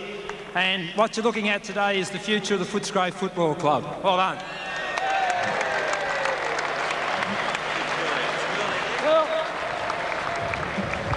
I'm sure we'd all like to hear. Job well done from Footscray, of course. I guess their supporters are really wondering where they're going to play next year. This will certainly give them some heart with the job done by the youngsters. First of all, so just repeating the final scores in the reserve grade competition. Rod Austin making a speech, but we've heard him interviewed by Steve Brilliant. And the final scores in the reserve: Footscray 17-14, 116. They kicked 3-4 in the last quarter.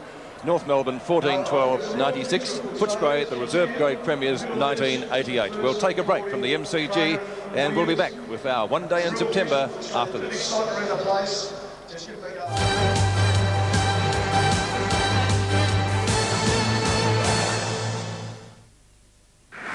In Home and Away, 4-week-old Martha Stewart of Summer Bay has been missing for 5 days. in the crisis, Ruth discovers a conscience. I'll never get Martha back. It's my punishment. She's forced to grow up overnight. Didn't know how it was going to feel when Martha was born. Didn't know I was going to love her. She can't even feed properly. Brett won't know how to do anything for her. The situation is critical. Heard what the hospital said. She could die if she doesn't get proper care soon. Brett hits the panic button. Monday at 6. I need a doctor. On 7. Fast. Good night, darling.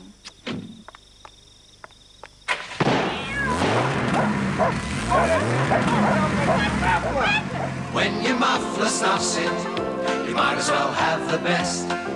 You might as well have one fitted by a pro. You might as well, you might as well, you might as well, you might as well, you might as well, you know. You might as well get a guaranteed quality muffler at a competitive price. You might as well have the best.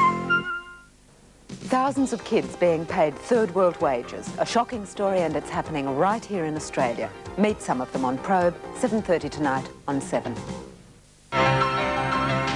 The forms were not accidentally issued. Some bimbo or buffhead sent them out on purpose. To rob a man in my position is nearly as bad as robbing a blind man, isn't it? I believe you're a hypocrite.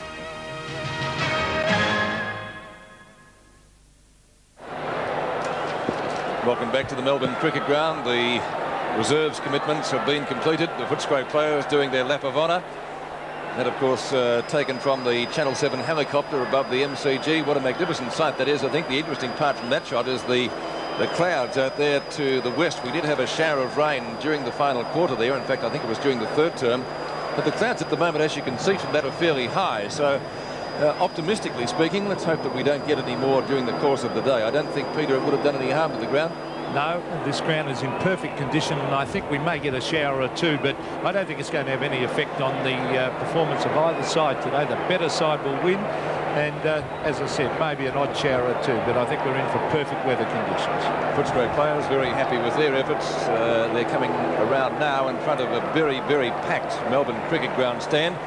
That's certainly no surprise. The members, I think, was pretty well full when I arrived, which was around about 10:30 this morning. That's the Western stand. Not too many vacant seats there either. Of course, the ground is a sellout. And scalpers, when I came in at 10:30 this morning, were indeed doing a roaring trade. It was $40 for standing room. It was the going rate. One chap I asked. And for a seat, some were asking 120, some were asking 180 under cover. Obviously with an eye to the weather, so they'll be very happy this afternoon.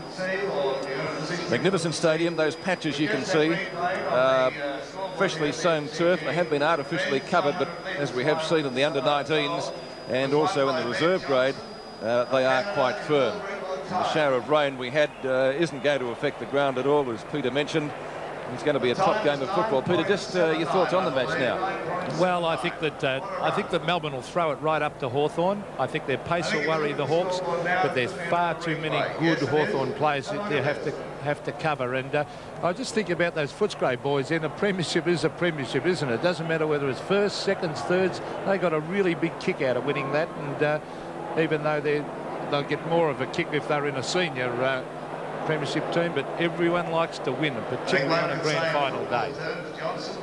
Don Scott, your thoughts briefly on the match. How do you think it might pan out? Well, I think the first bounce will be very, very interesting. A lot of players uptight for the whole week, and I think that the way Brereton runs off the square, also Di Domenico and Ayres, I think it'll be very interesting, that first bounce. Let's go down once again to Steve Rebellion, and he has with him the victorious Footscray captain, Brian Cordy. Brian Cordy can't wipe the smile off his face. Well done. Thanks very much, Steve. Thank you. Good team effort, as Curly said. Yeah, we've been, I'd say, the best team all year. I think we only lost 3 games for the year, and it's been a good team effort. A lot of good young players. It looks good for Footscray Football Club. It looked to me as though both sides were finding their feet a bit in the first quarter. I think grand final nerves, plus with the reserves, you've got a lot of kids, 17, 18-year-old playing, and it's their first final in front of a lot of people, so it takes a while to find your feet. Pretty physical? Yeah, got physical at times, but I think nothing untoward, I don't think. Yeah. Now, what about yourself next year? When are we going to see another Cordy up in Sydney? I've got no plans for next year as yet. Contract runs out October the 31st, and see what happens then. And tonight? Might have a few drinks. I think the boys are keen to celebrate. Right. Pretty good on the forward line through the second and third quarter there. A lot more accurate passing, it seemed, than North Melbourne. Oh, yeah, I think that we use the ball pretty well. I think a lot of it comes, we've got a very strong defence, and they put a lot of pressure on the North Melbourne forwards, and we're able to bring the ball out pretty easily. It makes it easy for the forwards. As we stand here now, we're getting just about blown off our feet. It's a funny sort of wind today. How did you handle that? Very, very difficult. That always is at the MCG. You're not quite sure which way it's blowing, and kicking for goal can be very difficult. Congratulations, Brian. Thanks very much. Have a big night. Thank you. Thanks very much. Brian Cordy speaking to Steve Rebilliard. Let's go out now to Bill McDonald. Well, it's very windy outside here too. I know Steve was talking about out on the ground. It's still very windy out here, but I can't believe it. This is the first time I've been down here for a grand final, the first time at the MCG, and the crowds are still pouring in here, and there's only about half an hour to go to the match. And still people in all different sorts of outfits coming in, and the souvenir sellers are doing a roaring trade. Just at the moment, what are the most popular team? The biggest selling team's Melbourne, for sure. And who are you going for? Any surprises there? The Hawks, who else? Okay, well, it's not too far to go now. As you can see some of the souvenirs there, and the people still flocking into the ground here, as it is very windy. We just lost the board in the background there again. That's how windy it is. But certainly a great atmosphere out here, and I'm very excited, and I can't wait to get back in and have a look at the game. Back to you, Peter. OK, thanks, Bill. Yes, very windy out there, and that wind coming from the west or southwest. So that's the scene at the MCG. The choir is coming onto the ground. The band is marching around the boundary line. Let's take a final check at the reserves and under-19 scores. North Melbourne winning the under-19s quite convincingly. And the Reserves Grand Final, Footscray 17-14, 116, defeating North Melbourne 14-12, 96. And so the way is cleared for the 1988 VFL Grand Final. Maybe some more showers over there from the west or southwest. We hope they stay away. And the balloon carriers coming out. It's going to be a very colourful spectacle. We'll return to the Melbourne Cricket Ground in just a few moments for the build-up to the 88 Grand Final.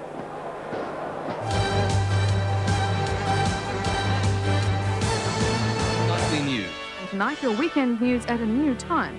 At 6 o'clock, the Grand Final, the nation, the world. 7 nightly news. Now at 6 o'clock.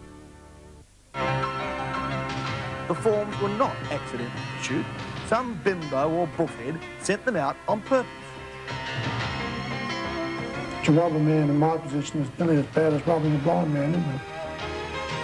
I believe you're a hypocrite. Monday, Vincent's father ventures above ground in search of a lost love. He is accused of murder, and Vincent is powerless to help. Beauty and the Beast, Monday, 8:30 on 7. Only a Liberal government will freeze gas and electricity charges until July 1990.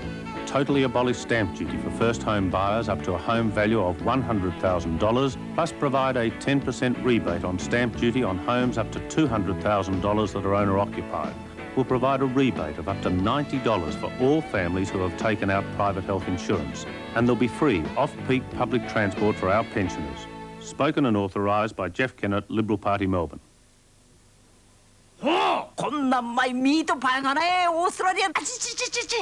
This is the 4 and 20 export pie.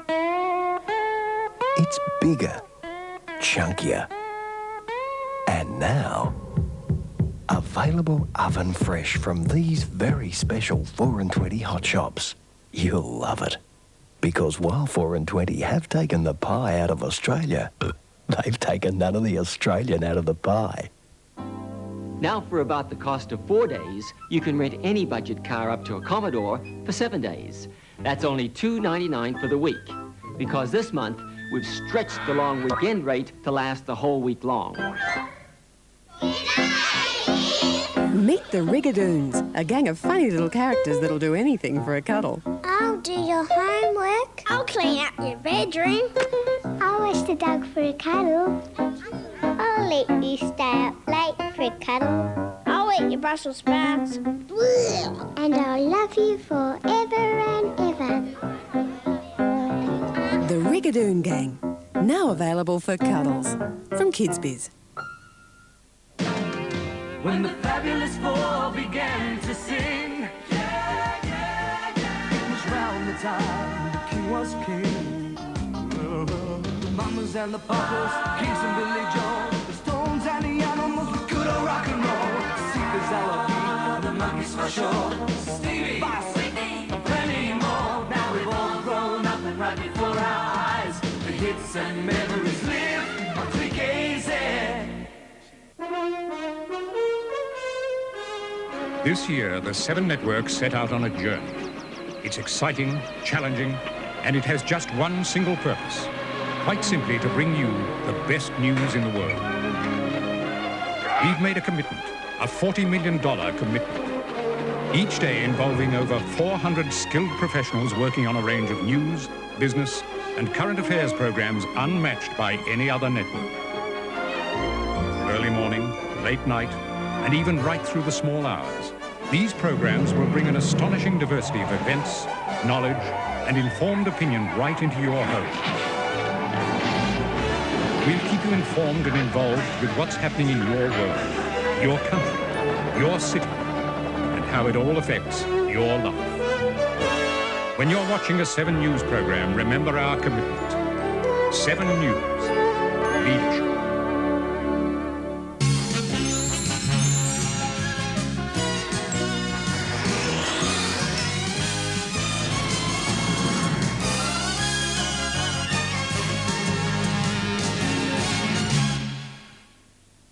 VFL